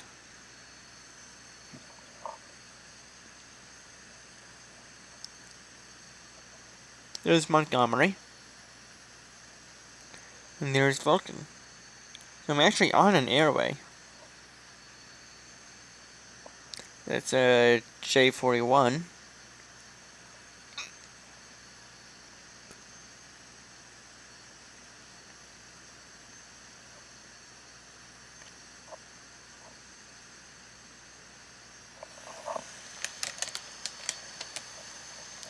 From Vulcan, I tracked 345.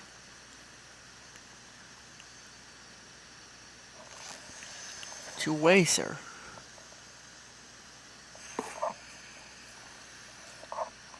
And that's 65 miles, so it should be around here.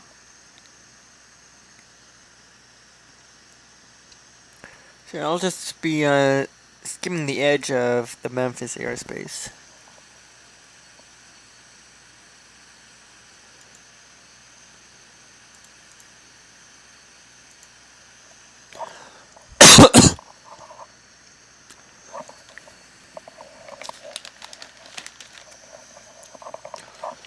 Now the reason why I'm monitoring Memphis right now is so that I can tell if and when they close.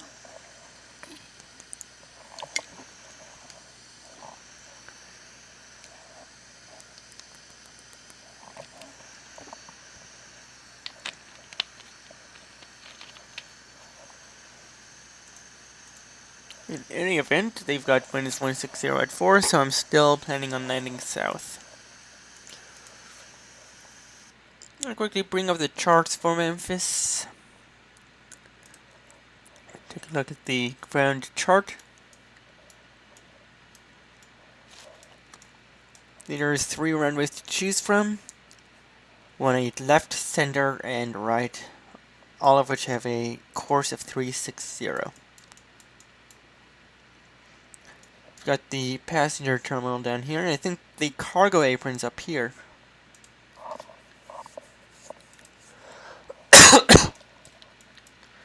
Oh, no, the cargo apron's in the southeast, but FedEx Hub is up here. So I'm probably going to go ahead for the FedEx Hub. Which means or maybe I should head for the FedEx ramp. Yeah, that's what I'll do. So if I land on 18 right, I'll exit left on one of the mics and taxi up November all the way across runway 9 to the ramp. Land 18 center. I'll exit to the right onto one of the Charlies. If I make one of the Charlies, if I have to go the full length, it'll be Hotel and Romeo, and then Juliet to Echo. And then from there, either way, I'll head up Charlie across runway 9er, and the ramp will be on my left. For the land runway 18 left, I'll exit on one of the Sierras or on Hotel or Romeo, taxi up Sierra, cross runway 9er on Sierra, and vector to the ramp.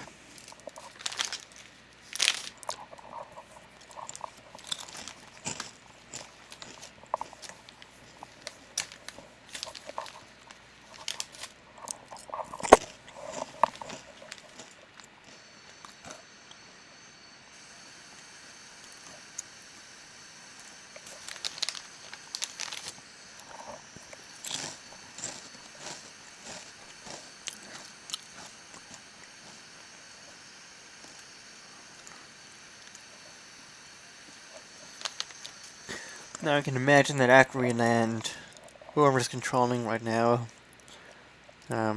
property center, will tell us to taxi to the ramp. I can't say for sure whether he'll give me a crossing instruction for the runway. So if we haven't received it by the time we get there, we'll request it.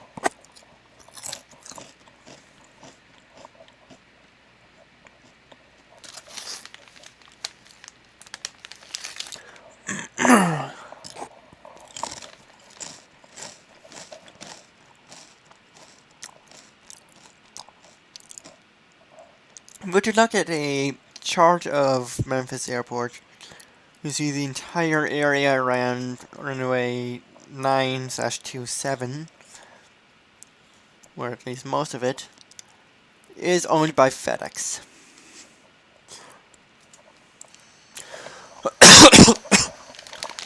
There's a small building for UPS, but I mean, it's essentially FedEx territory. Much like Atlanta is Delta territory. And Kennedy is JetBlue's central hub.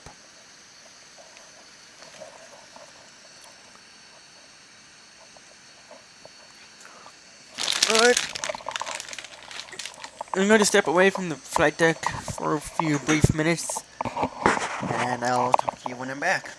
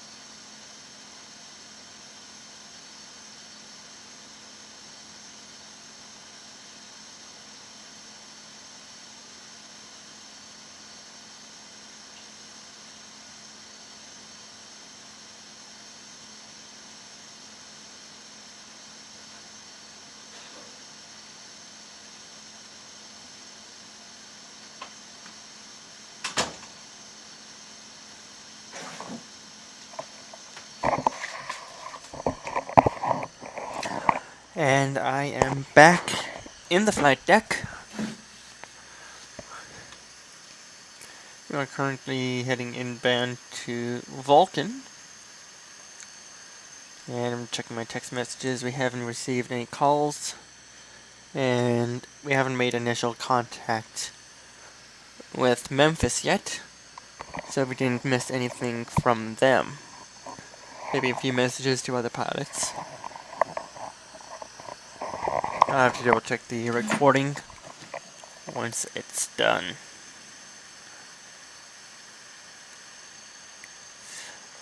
If you can see the FRAPS camera at all, yes, that is correct. I am getting 5 frames per second instead of the normal 15 that someone on a better computer might be getting.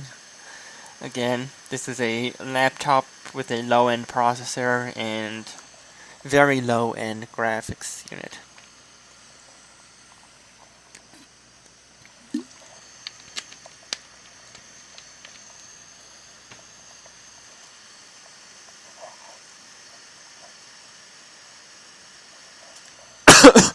We have our top of descent in a little over 15 minutes, 124 miles.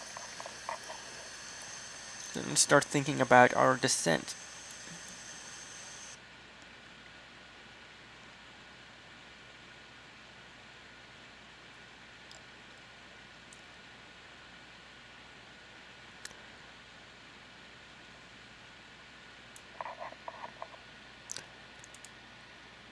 And so our arrival is via the VATSIM, which I don't see on Navigraph, which upsets me. So I'm going to have to go into FSDreamTeam board. It's the second time I've had an arrival route for which there was no chart on Navigraph. VATSIM.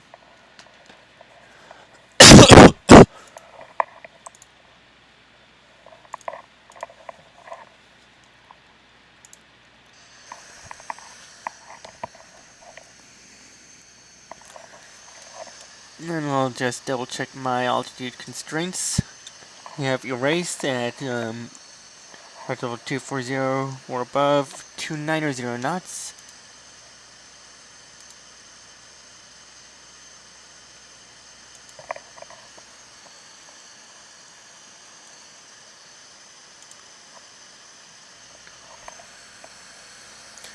Cram at or below flight level 230 and 290 knots. VATSIM at or below flight level 230 and 280 knots. Maintaining 280 knots, crossing match between 14,000 and 16,000, since we are landing south. Crossing Holly Spring, no constraints I should say. Crossing LaRue at 250 knots between 10,000 and 12,000. Flan between 9 and 11,000. Susie, no constraints. Maybe at 210 knots between 8 and 10,000. And Hadso between 6 and 8,000. And Hexen at 3,000 to expect radar vectors to final.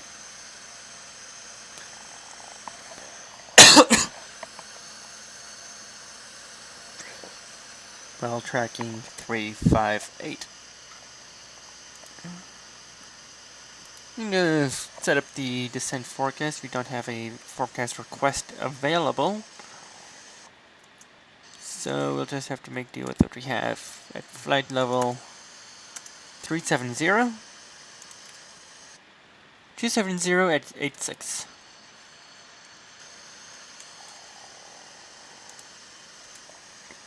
Flight level 300,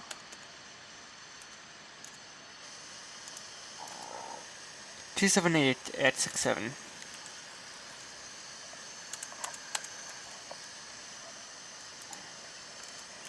Flight level 220,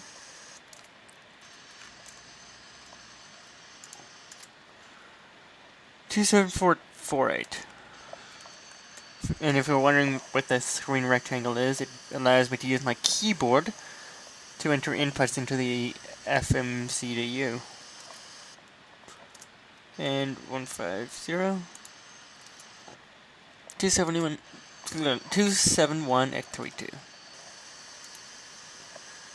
Now, if I were in Europe or Australia or somewhere other than North America, I'd enter a different number into the transition level.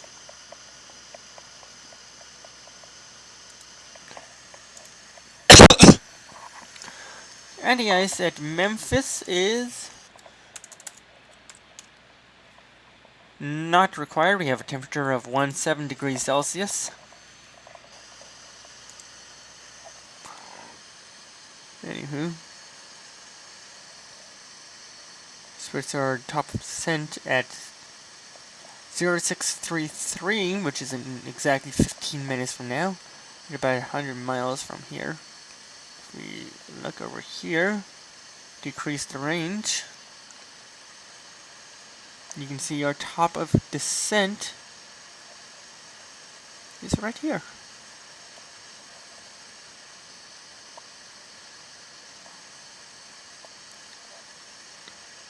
Right between Wacer and Erase.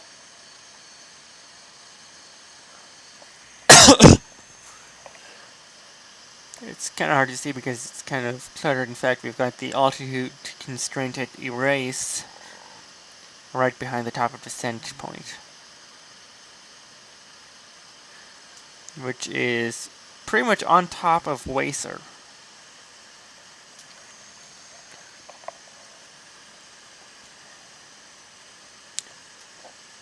So we definitely want to be in contact with Memphis Center once we're heading out. In fact, let me just make sure that they're still online, and yes they are. We've also got Memphis Approach 125.8, so we'll be arriving with them. Hopefully. Assuming they are still online.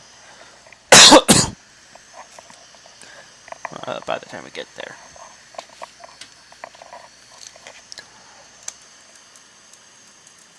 For the approach, all three runways have an ILS. And on MEM Center are 640, 510 on the left, 500 on the right. There's no Cat 3, which would be a problem since we are flying a 777 with no joystick. It is possible to fly 777 without a joystick, but as you saw in the departure, you're more likely to crash.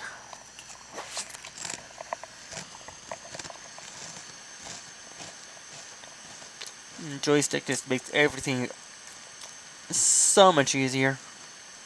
Like, you won't even believe it.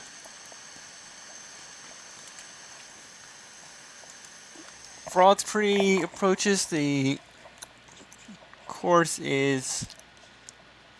Well, why is it saying 178 when the runway heading is 180? In fact, the PMDG will probably correct that to 180.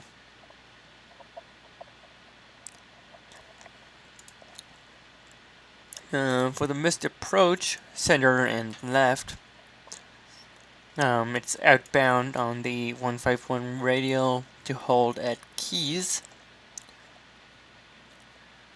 Inbound leg 331 at 5,000.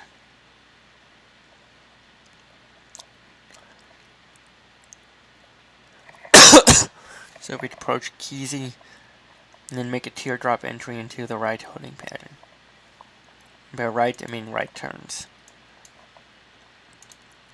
For 18 right, it's actually a right turn to the outbound 212 radial from Memphis VOR to hold at GPOB with right turns and the 257 inbound lag.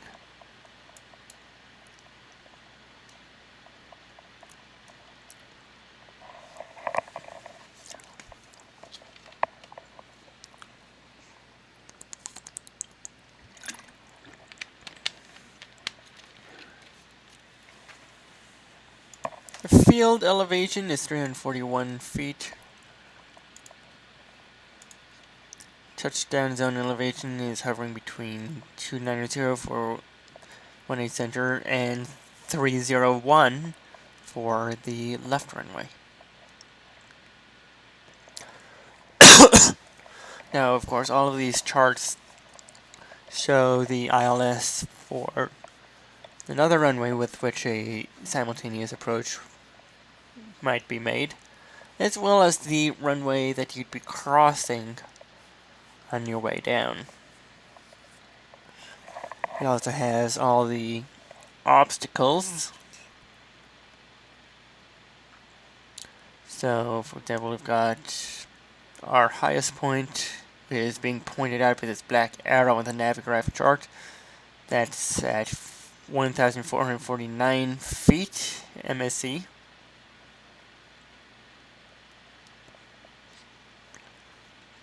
That shouldn't be a factor for us, though. We'll be crossing Lari at 3,000.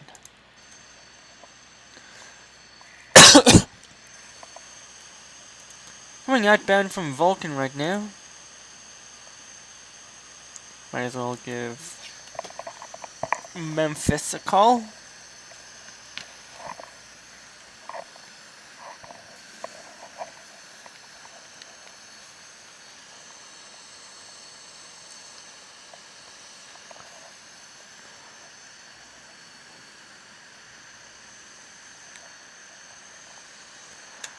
Memphis Center, FedEx 323 Heavy with you, flight level 380, departing the Vulcan VOR.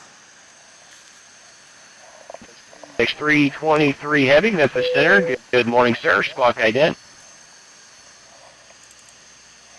Squawk ident, FedEx 323 Heavy.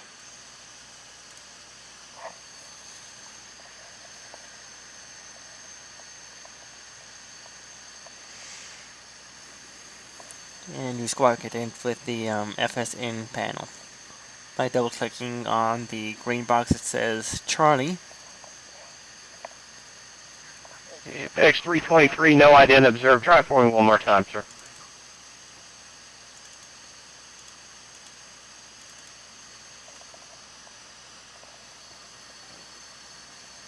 Alright, that'll work. FedEx 323, radar contact 10 miles northwest of the Vulcan VOR. At pilot's discretion to send via the Vanzi 1 RNAV arrival landing south.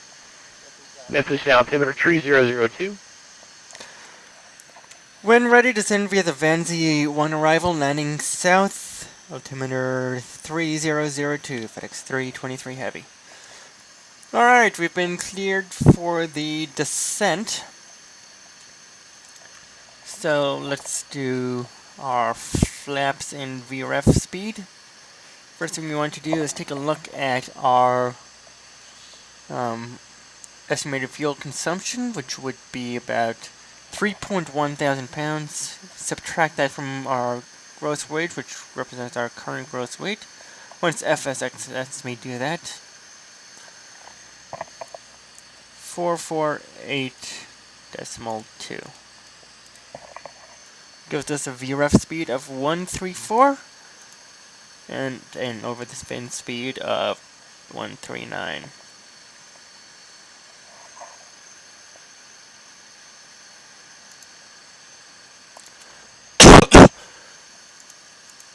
We're gonna descend all the way down to 3,000.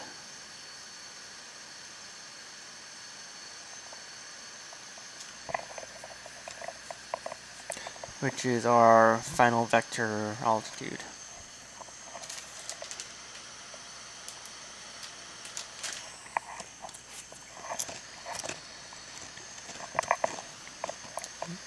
That is according to the Vanzi 1 arrival chart, which I still don't know why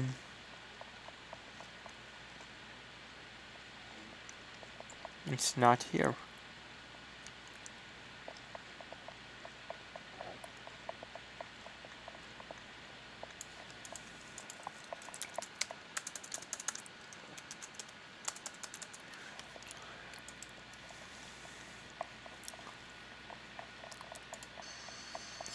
Then he gave us the altimeter 3002, which we will set on the standby.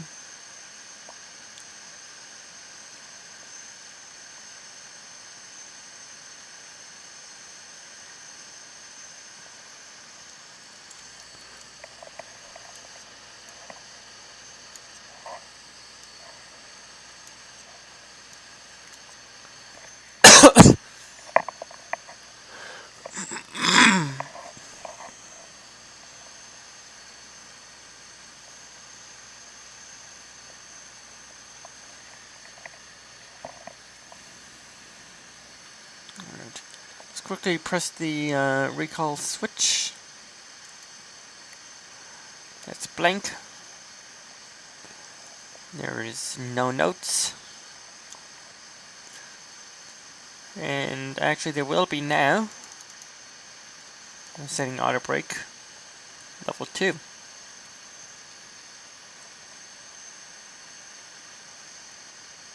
Here, turn the serpentary signs back on.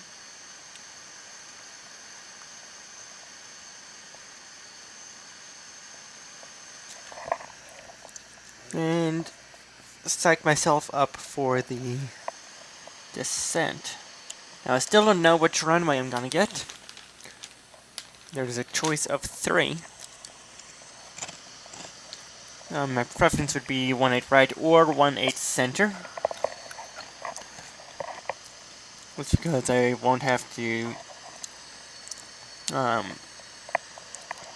worry about the extra taxi distance on Victor.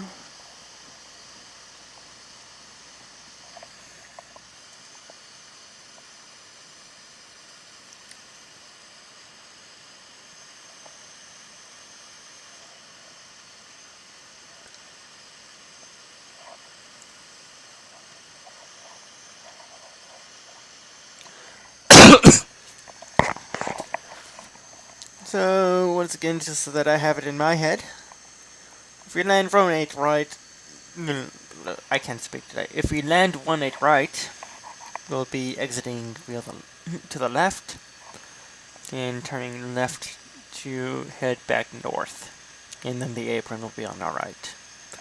If we land 18 center, we'll vacate to the right, head north, cross the runway, and apron to the left. And if we land 18 left, we'll exit to the right, taxi north, cross runway 9, and turn left parallel to the runway, and the ramp will be to the right.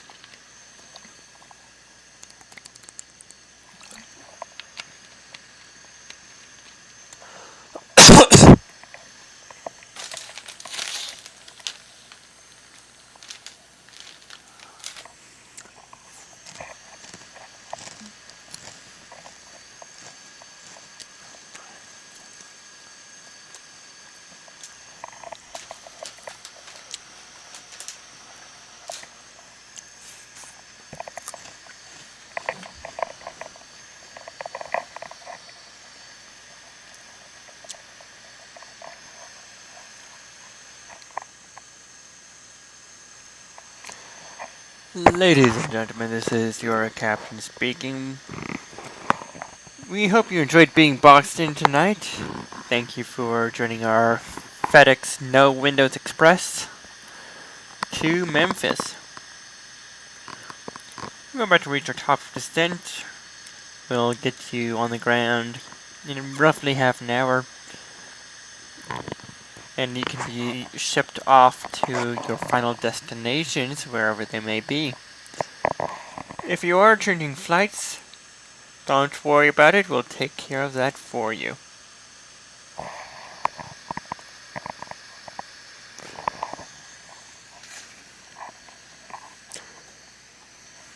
From the flight deck, this is your captain speaking. Good night.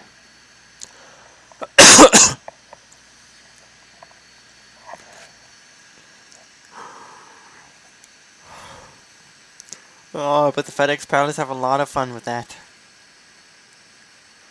The cabin intercom system The only other people on board are the relief crew for longer flights, which this is not. 2 hours is very short range for 777. In fact, this aircraft can probably go Singapore Changi to Newark Liberty, which is a route previously operated by A340s. In fact, the upcoming 777 models by Boeing, the 777-8X and 777-9X, will not only have greater passenger capacity, but also greater range than the 200LR, which is the base model that we're flying right now. WINCO Southwest 5705 is at 13,400, to 11,000. Inbound to land at Minnesota, Southwest 5705. 6705 Memphis Center, good morning, sir. Squawk 1512. Memphis is pretty much fully staffed. Squawk 1512 in the box, Southwest 5705. So I'm going to tune 127.75.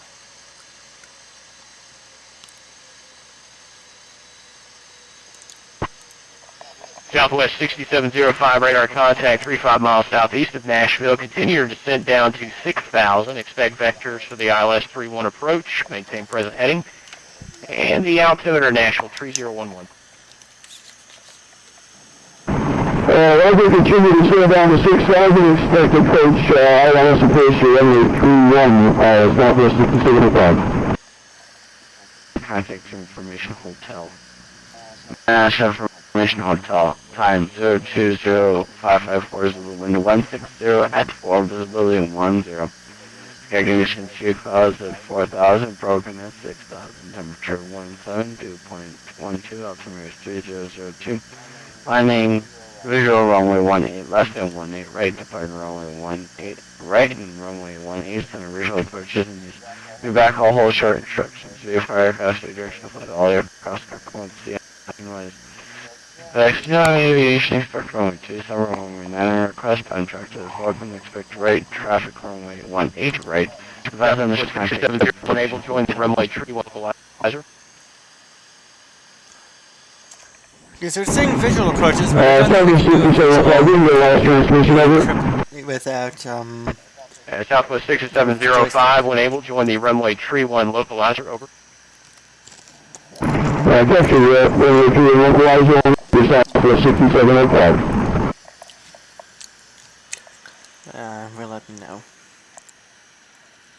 And FedEx 323 request. FedEx 323, go ahead. Yeah, FedEx 323 is flying tonight with just a mouse and keyboard. We're unable to do the visual approach. If we can pass this down to the approach, if we can get an ILS for either 18 right or 18 left, we'd appreciate it.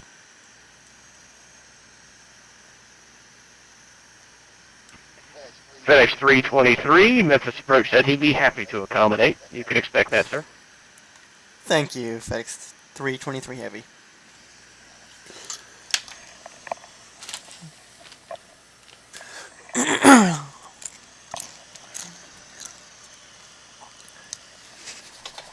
Alright.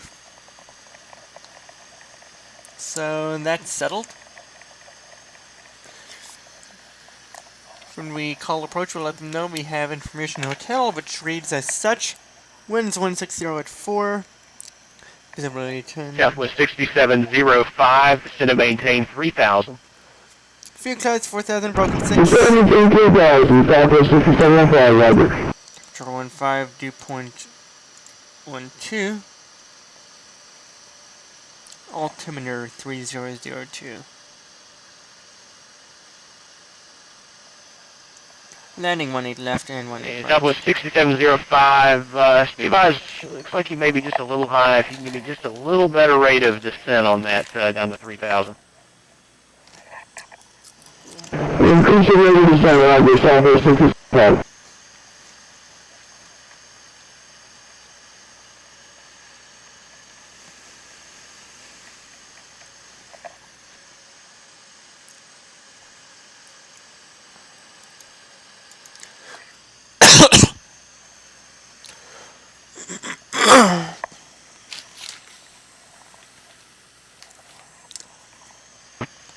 In Southwest 6705, you're 5 miles from Onouge.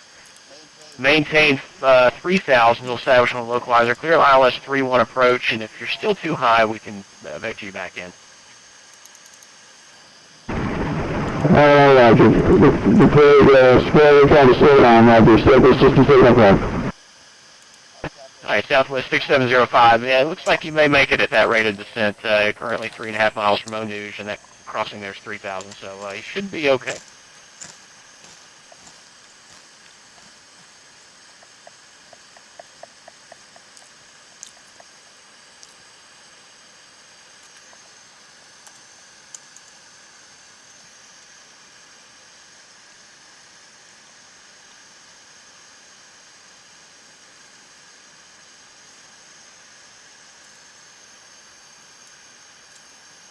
If you ever wanted to see what the 777 looks like on the right seat, well, here you go. Alright, Southwest 6705, altitude alert. You're out at 1,000 miles below the glide path right now, sir.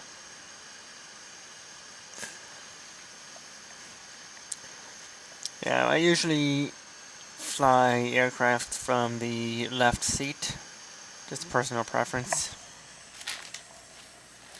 Nothing saying I have to.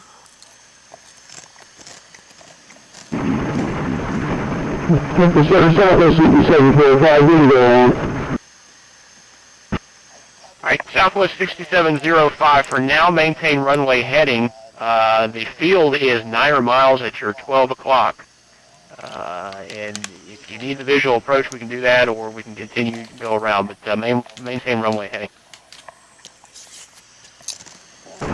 Maintain runway heading, Roger. Southwest 6705.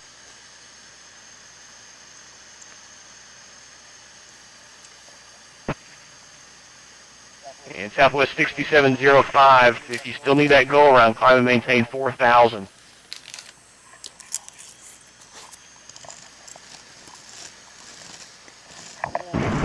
Southwest 6705. Don't think I need to go around. Looks like I didn't need it. Southwest 6705, do you have the field in sight? Have field in sight, Southwest 6705, Roger.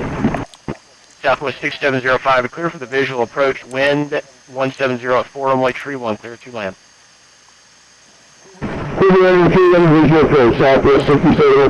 Oh, the crazy things that happen on VATSIM. I once was flying out of Seattle on Friday Night Ops, which is a weekly thing that the U.S. control centers hold, where they fully staff an airport or two. Anyway, I was flying out of Seattle. I was on Unicom. Another airport was flying across my path to Portland. And the pilot had previously stated on Fantastic, which it's a great service. I'll tell you about it later. He pretty much said that he was drunk, and the way he typed made it the message believable. So little did I know he'd be crossing my path. So he types in Unicom that he is so drunk, and then he comes on voice and says that he is so drunk. So I tell him off. I say, hey, if you're drunk, you shouldn't be flying. And he comes back on voice and says, and I quote, "Aw, fuck you and your opinions."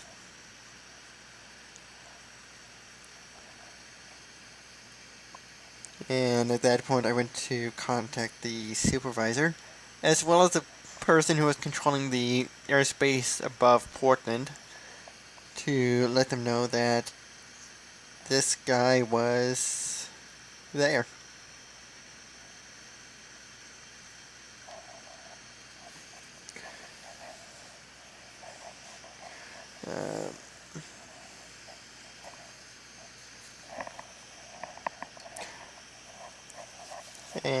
last night was another... Southwest 6705, welcome to Nashville, exit runway to the right when able. There was another FNO, of course, last night. I should stop talking. We're coming up on flight level 180. And as we cross, I'm going to set the altimeters to the local setting of 3002.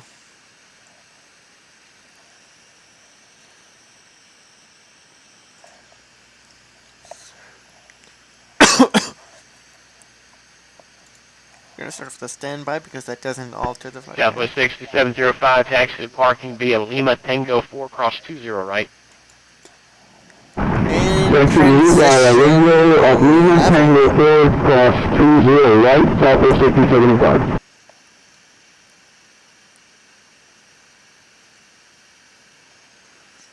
Okay, cross-checked.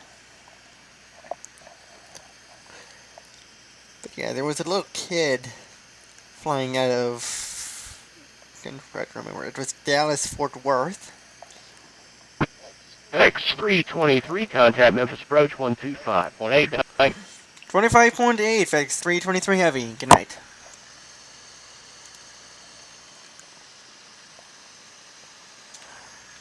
Memphis Approach, FedEx 323 Heavy with you, descending through 16,600 on the Vanzi 1. FedEx 323 Heavy, Memphis Approach. Good evening. Expect the ILS runway 18 left. ILS 18 left, FedEx 323 Heavy, thanks. Okay, we've got the ILS 18 left, so let's select that right here. Make sure that that didn't mess up our legs. It didn't. FedEx 323 Memphis Approach. FedEx 323, go ahead. Roger, just making sure you copied the ILS 18 left. Affirm, ILS 18 left for FedEx 323 Heavy. Roger.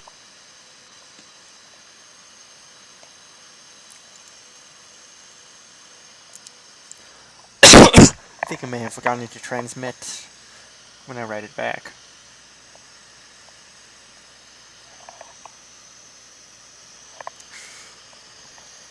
Anywho, the kid was pretty much arguing with Fort Worth ground.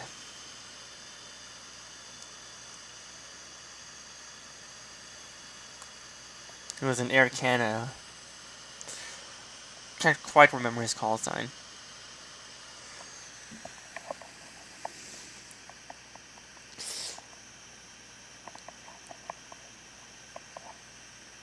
But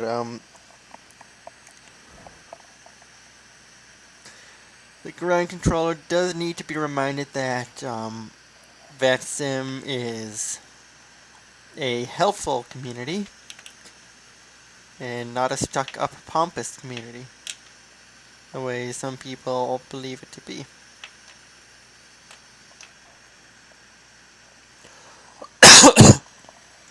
Now I understand that Fort Worth ground was pretty busy because he was handling essentially all the flights that evening. Nonetheless, he could have taken a little bit of I can't talk anymore. A little bit of pity on the kid.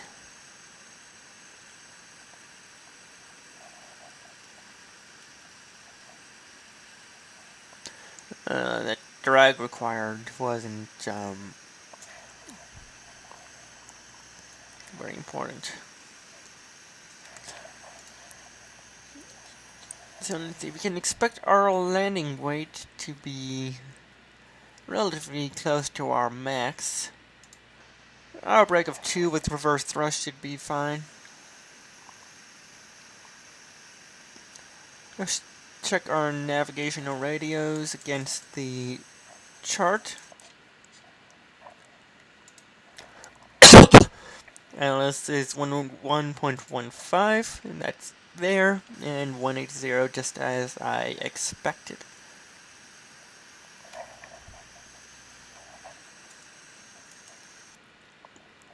I'm going to set the Memphis VOR 117.5.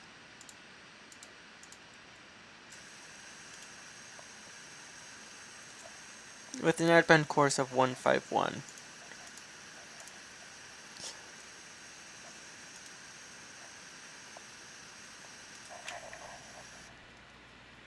And there's an alternate missed approach fix.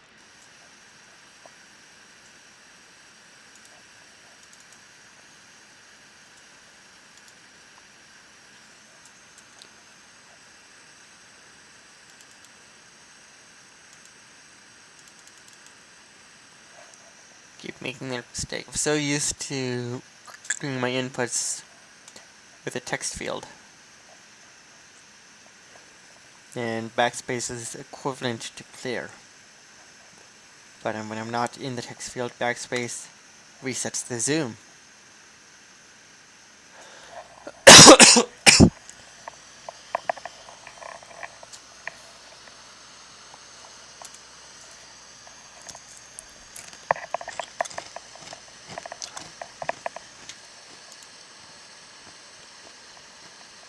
I'm heading directly towards the Memphis VOR.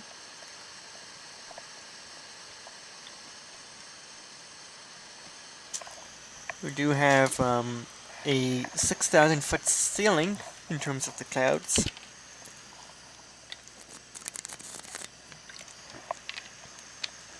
Which we'll be crossing before long.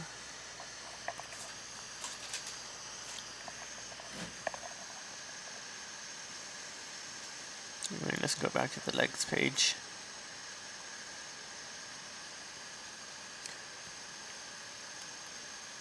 We do have a requirement to cross maybe at 210 knots, so we'll start lowering our flaps before then. Anyway, landing lights coming on since we're crossing 10,000 feet.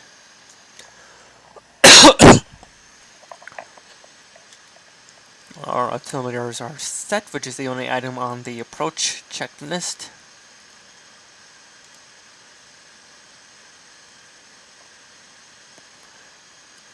Got our speed brake armed, which is the first item on the landing checklist. Additional items include setting the flaps 30, which is what we specified for our landing, and lowering the landing gear, which we will do in due time.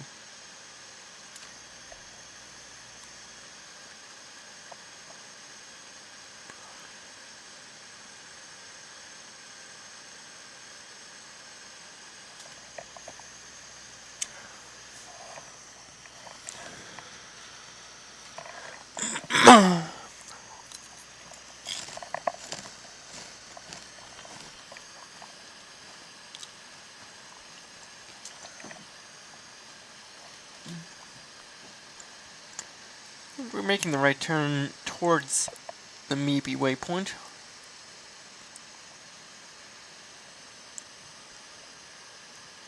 And the field will be to our left. Now the scenery, I'm using the blueprint simulations. They also have a George Bush Intercontinental Airport scenery, which I downloaded during the New Orleans to Houston event a couple weeks back. I'm not entirely impressed with Blueprint as a whole. FRAPS 1.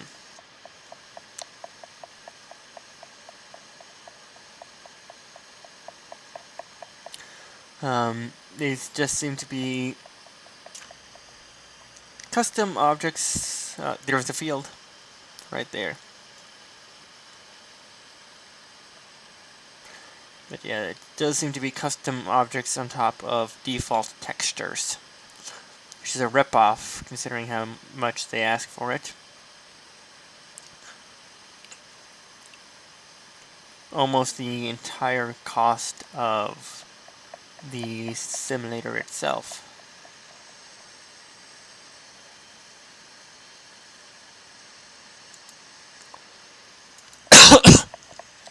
Not required, we can ignore that.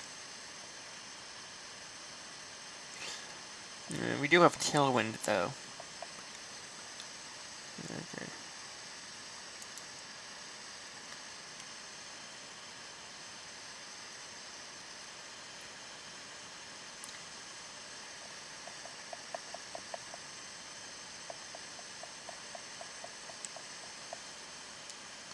And we can pretty much expect vectors at this point.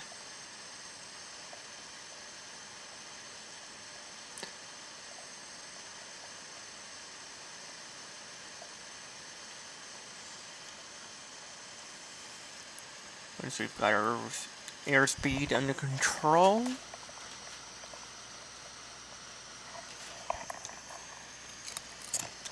And the main thing about the VNAV on the PMDG aircraft is if you level off at an altitude that it doesn't expect, it will bring the speed down.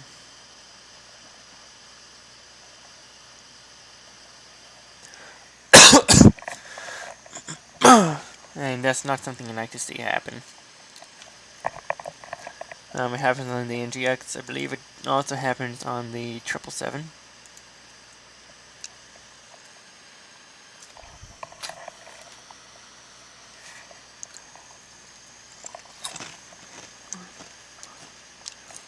Yeah, we're picking up speed again.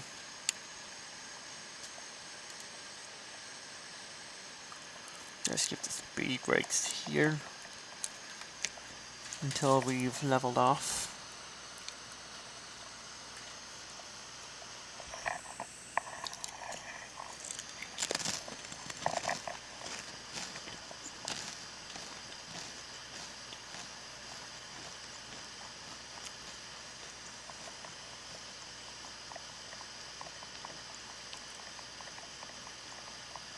About 1,500 feet to go.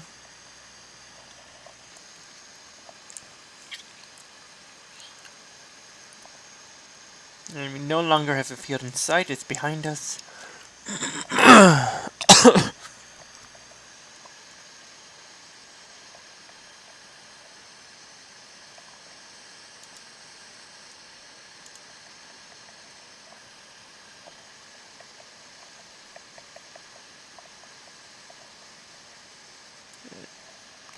That's our 900-foot warning. We are just waiting for vectors.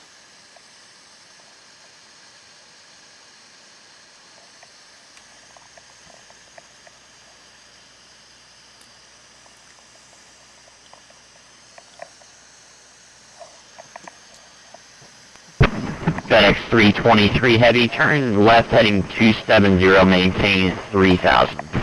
3,000 and heading 270, FedEx 323 Heavy. Altitude select.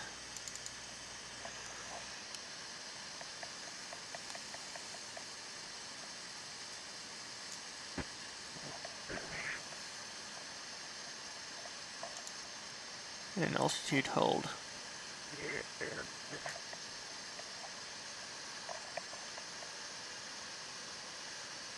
Let's bring the speed down to the flaps 1.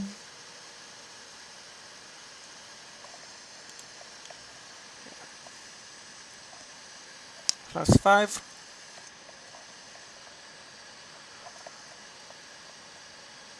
Let's bring it down to 177.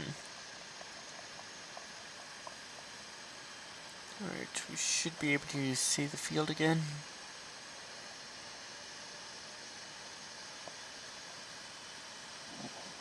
FedEx 323 Heavy, turn left heading 210, join the 18 left localizer. Heading 210 to join the localizer, FedEx 323 Heavy.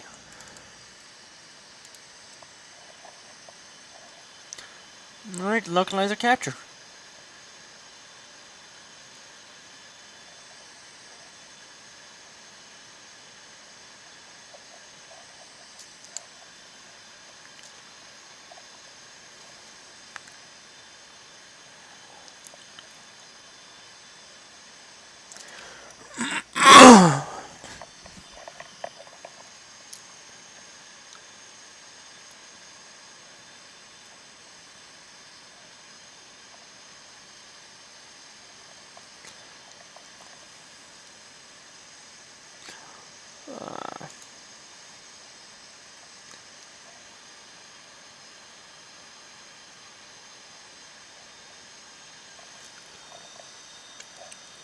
You can see these flashing lights off in the distance.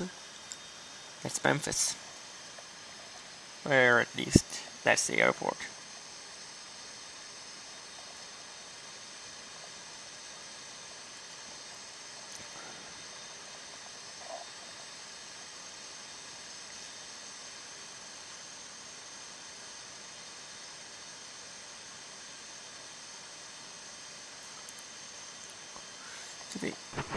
FedEx 323 Heavy, you're 7 miles from Monty. Cleared ILS runway 18 left approach.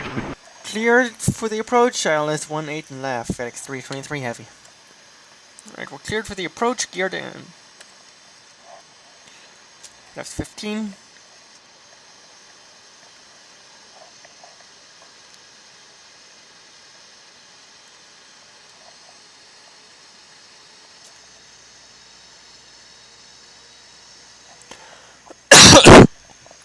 Let's maintain 170 until we cross Ronnie.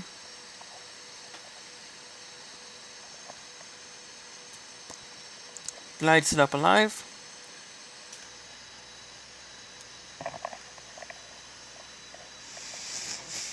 Alright, landing checklist, speed brake armed, landing gear down, holding on flaps. FedEx 323 Heavy, contact tower 119.7. Have a good night. 19.7, FedEx 323. Thanks, good night.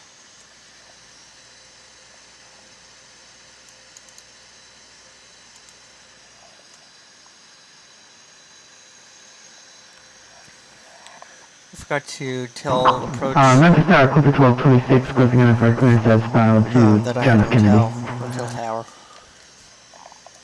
After he gives us clearance.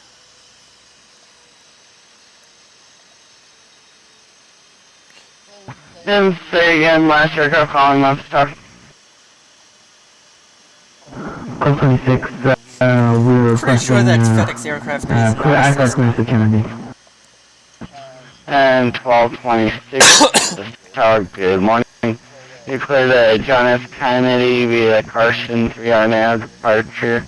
Comms transition to this file. Climb maintain. This is saying we don't have 5,000 expect flight level 37010 minutes after departure. Departure will be on 125.8 and squawk 0755.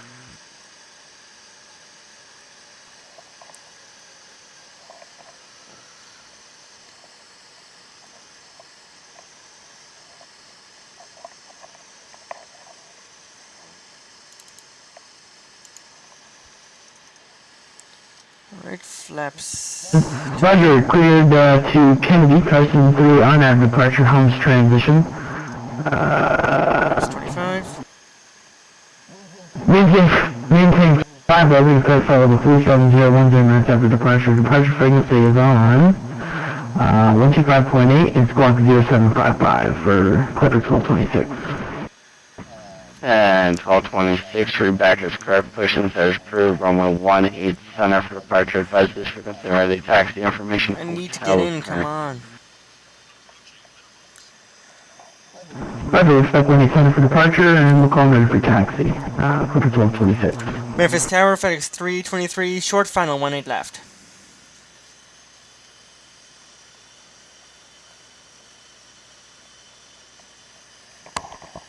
And FedEx 327, Memphis Tower, wind 160 at 4, runway 18 left, clear land. Clear land, 18 left, FedEx 323 heavy, thanks.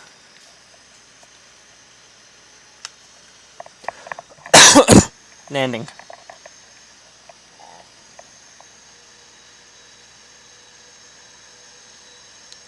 I guess I forgot to set my actual minimums, which are 510.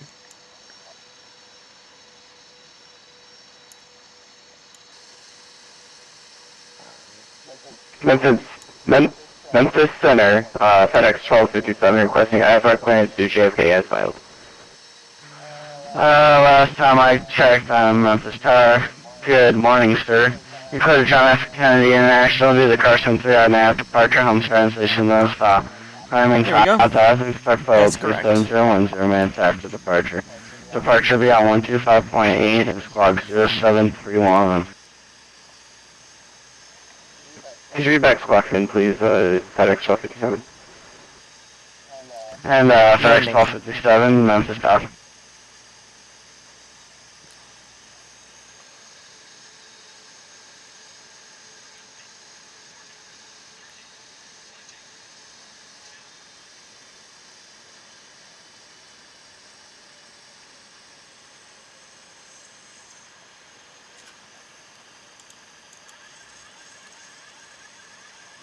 Memphis Tower, what's that squawk for FedEx 1257 again? FedEx 57 squawk 0731. Okay. Clear to JFK as filed, plan to maintain flight level, and plan to maintain 5000. I expect flight level 370, 10 minutes after departure and squawk 0731. FedEx 1257, read back as correct pushing. FedEx 1257, read back as correct pushing FedEx approved. 18, wrong, Push back and set up as approved, rolling 18 center for departure advice, the circumstantial tax information hotels current.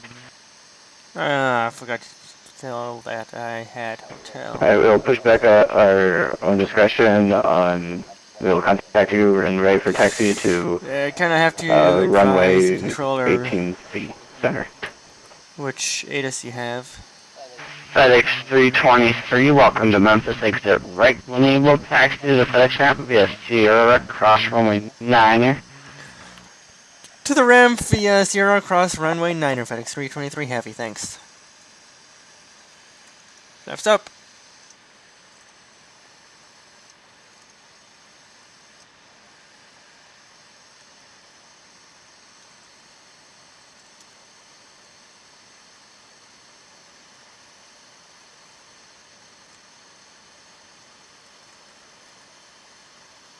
Yeah, this one. Yeah. Just you try to fly a 777 at night, armed with nothing but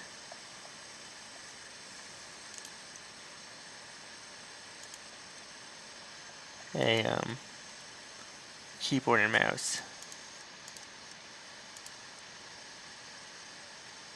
I'll leave the strobes on since we are still crossing a runway. Maybe you can come on. And spoilers retract. And auto brake is off. Ladies and gentlemen, Memphis.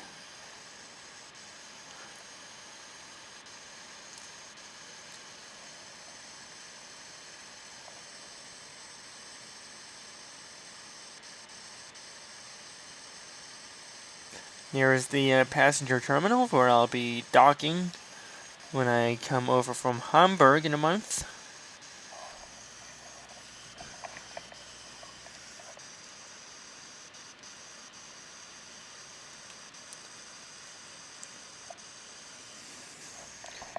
That green bar means that they just updated the ADAS. India is now current. Got more clouds. Still using visual approaches.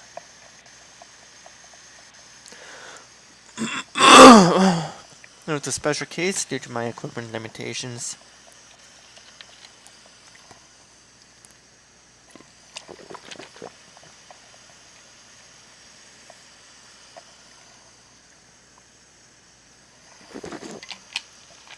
In fact, earlier today, I found to my dismay, that rhymed.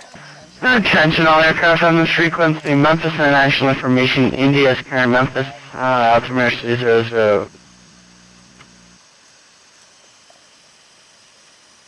We don't care about the altimeter anymore, we're on the ground.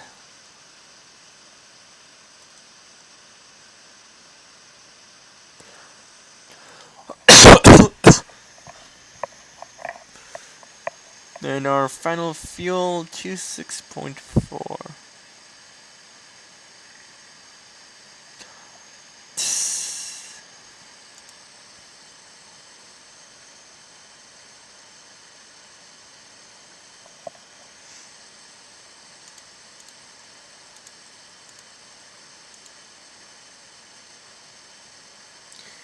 Yep. And that happened. So it turns out I had plenty of fuel. I was just using the wrong number in my FMS. Anyway, like I said before, it's a long taxi up to the FedEx ramp. Get a lovely view of the terminal.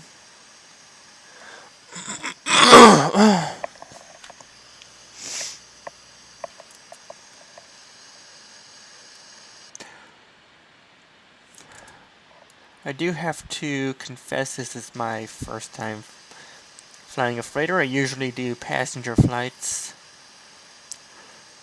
So this has been a lot of fun. You know, my previous flight, as I was landing and trying to record, I had a weird error. First of all, my FS Copilot time sync kicked in, and when that had completed, all the ground textures had disappeared. My entire virtual cockpit had disappeared.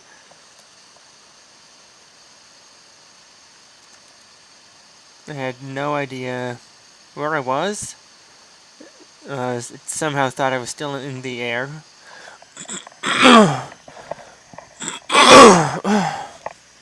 And so I had to abort the flight. Anyway, we're coming up on runway 9er. Past that is taxiway Victor, onto which we will be turning.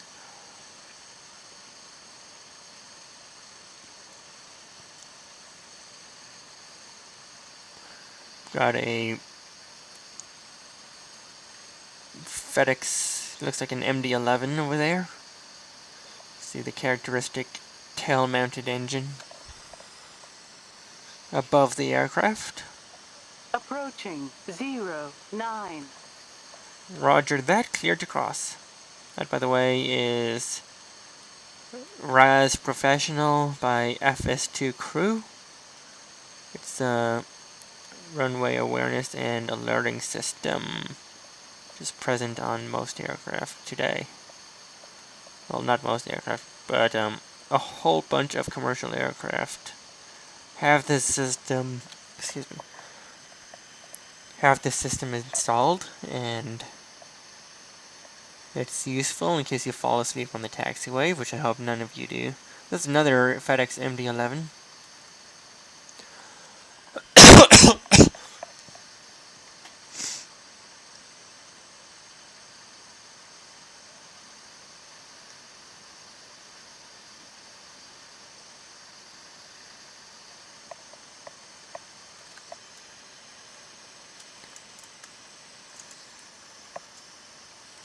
Just double check my ground chart. And not while I'm driving. We can turn this strub off.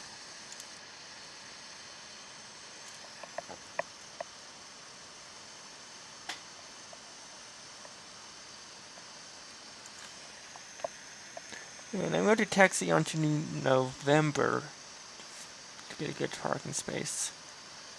Want to be parallel to the MD-11.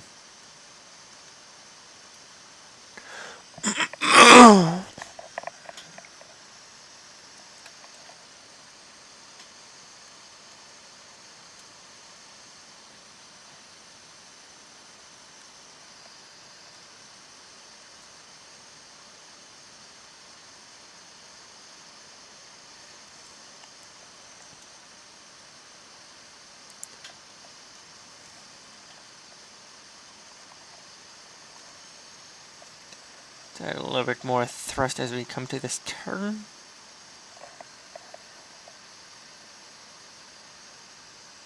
So that we don't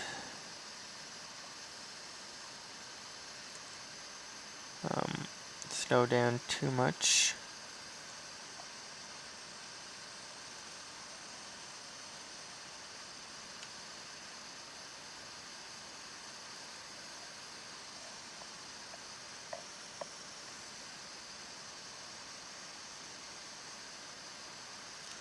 And now that we're in the ramp area, let's turn off the taxi light and find us a good parking spot.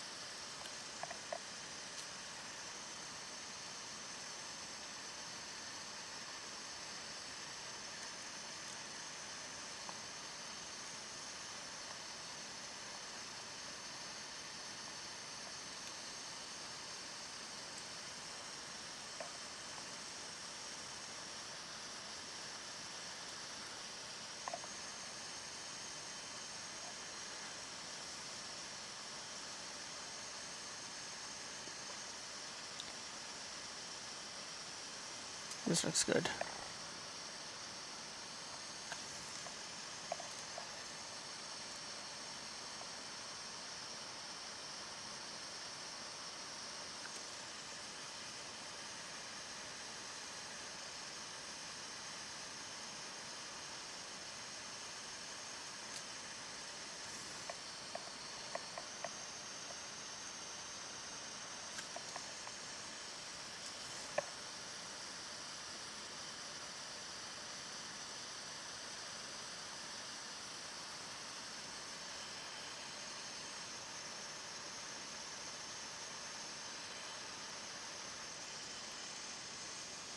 Okay, and that will be our own marshaller.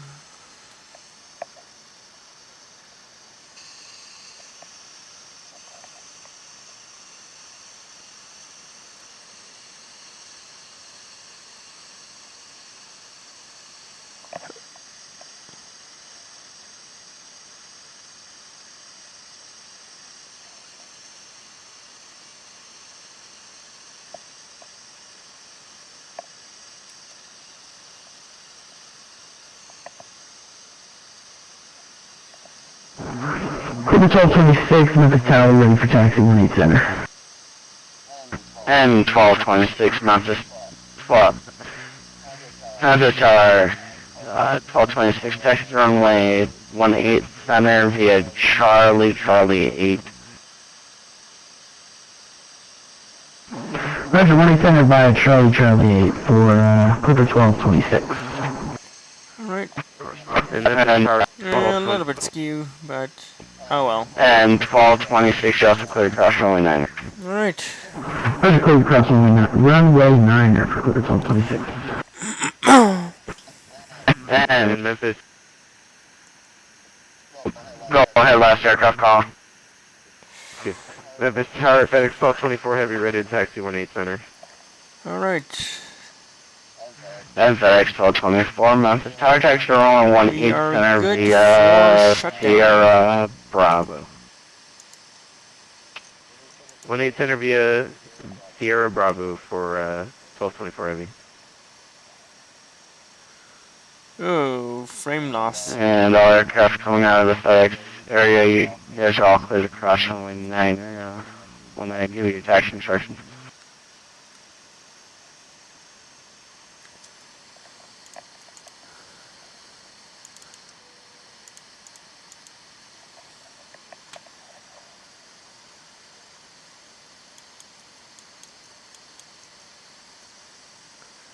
Alright, let's turn off our hydraulic demand pumps and our electric hydraulics pumps. Fuel pumps can come off.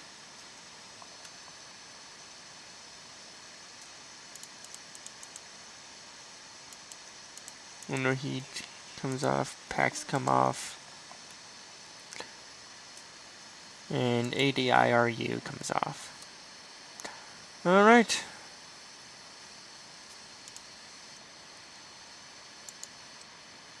Thank you all for joining me on this epic adventure from Miami to Memphis.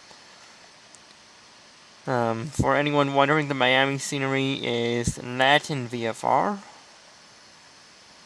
LatinVFR is the name of the company that produced the truly amazing Miami scenery. And Blueprint made this Memphis, which is decent. I mean, it's $15, so it's kind of hard to go right. I'm only kidding. It's a good scenery. I mean, look. We've even got the crates for FedEx. Isn't that lovely? And I also have GSX, but apparently I can't get it to work with the 777 in this parking space. So go figure.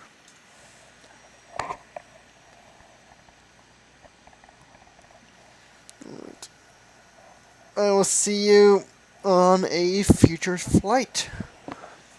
Thank you for joining us on FedEx Flight 323. We hope you didn't get jostled around too much in the cargo hold. We will now prepare to unload you. So why don't I just show you some of the door animations.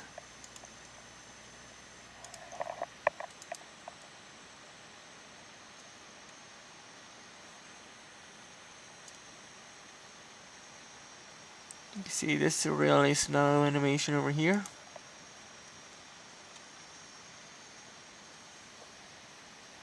Yeah, look at that.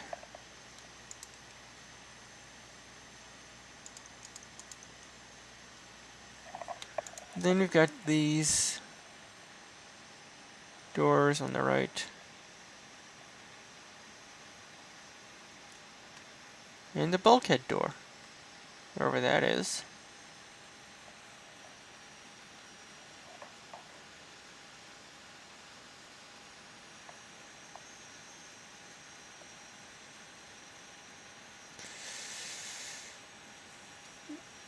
Oh, there it is. Right there by the tail.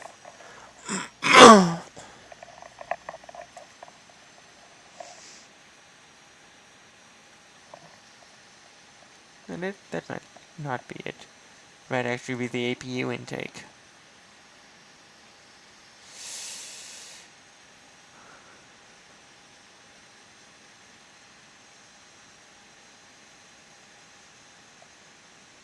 I don't know. Alright. Good night, viewers.